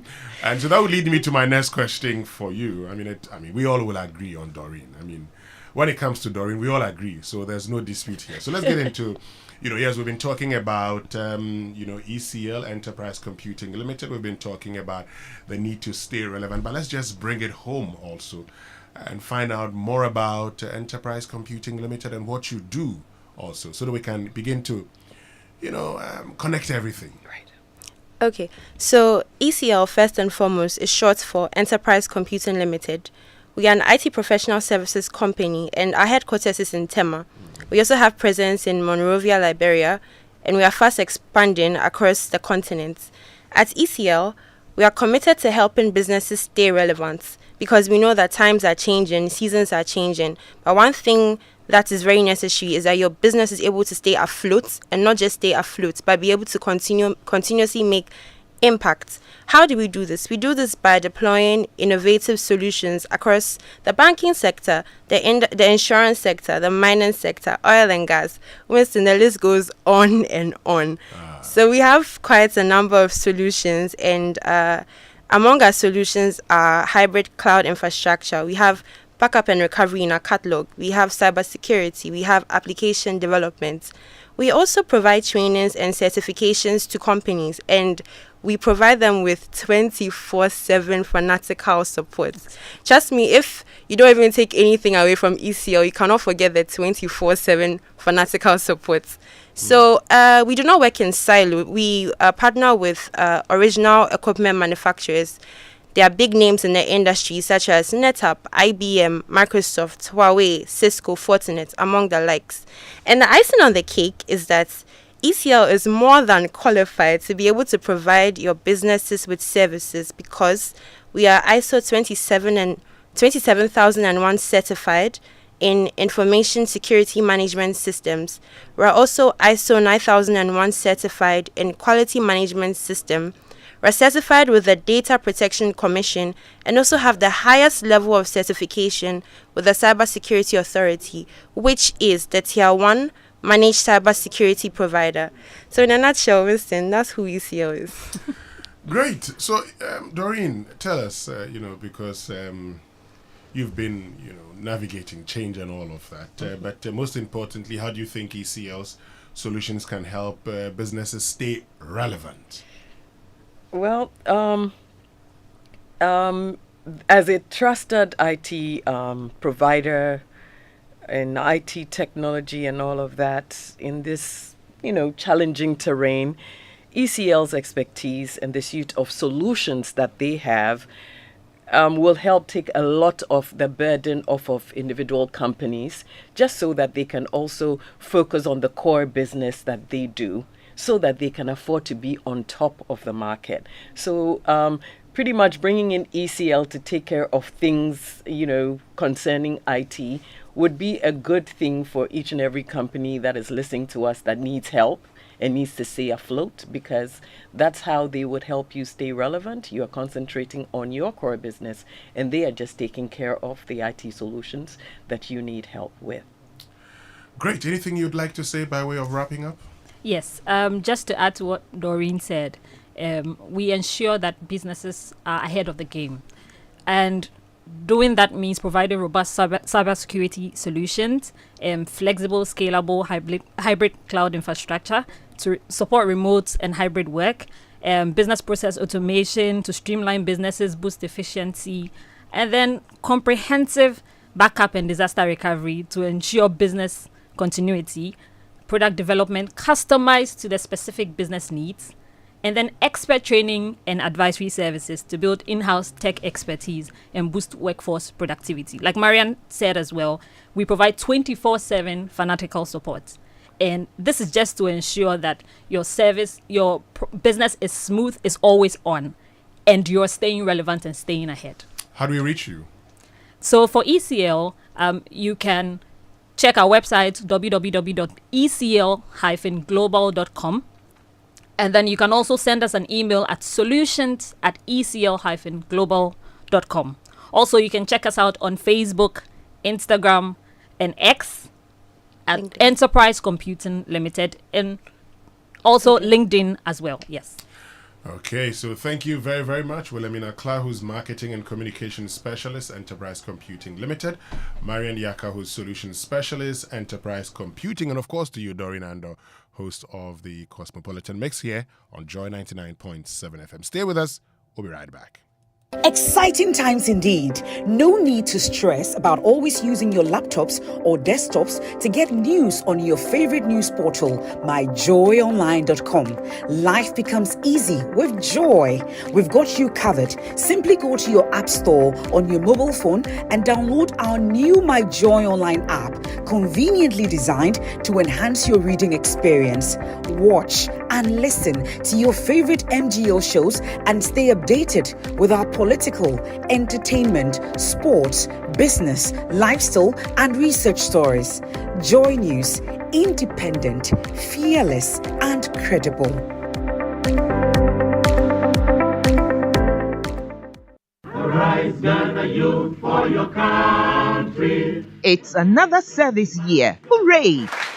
And management of the National Service Scheme is requesting user agencies, including private corporate organizations, MMDAs, ministries, departments, and agencies, and all interested entities that wish to host national service personnel for the 2024-2025 service year to put in a formal request to the Secretariat. This year's postings are private sector driven. Therefore, user agencies are to state in writing the number of service personnel required and specify the desired academic qualifications. All requests must be on official letterhead, including the organization's official address, email, phone numbers, and location. Agencies with special needs are advised to contact the NSS Secretariat for discussions. All requests must reach the NSS Secretariat before the 30th of July 2024. National Service, service to the nation. In building a fatherland. The luckiest Star 712 hash. luck is everywhere for everyone, yeah. Welcome and now for a daily star 712 hash and found no regrets. A side comma investors are a striking gold. A comma health workers are a diagnosing luck with precision. A side comma that tough guy who couldn't hold back his tears. Say a comma passionate fan or also entering containing a joy. After to the seamstresser or turning a hard end stitches into a bundle of happiness. And now a comma if you say your next big win is right here. Star 712 hash. Luck is everywhere. Dial star 712 hash and join the luckiest winning celebration. From the 1st of July 2024, dial star 712 hash to keep buying tickets as a group, individual, or even as a community. Win loads of cash and prizes in the community draw or go for the grand draw on the 30th of November 2024. Unlock your luck with star 712 hash. Join the winning streak now. The luckiest Star 712 hash. luck is everywhere for everyone, yeah. The luckiest.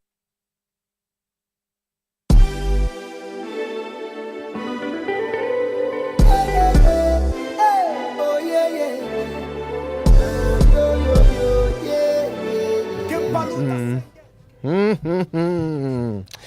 Yes, hey Bobo. You're welcome back. It's the Super Morning Show on Joy, and it's time to stay ready for unexpected funeral and accidental disability costs with Mebambo Life Insurance on MTN and Telecel by Hollard Life.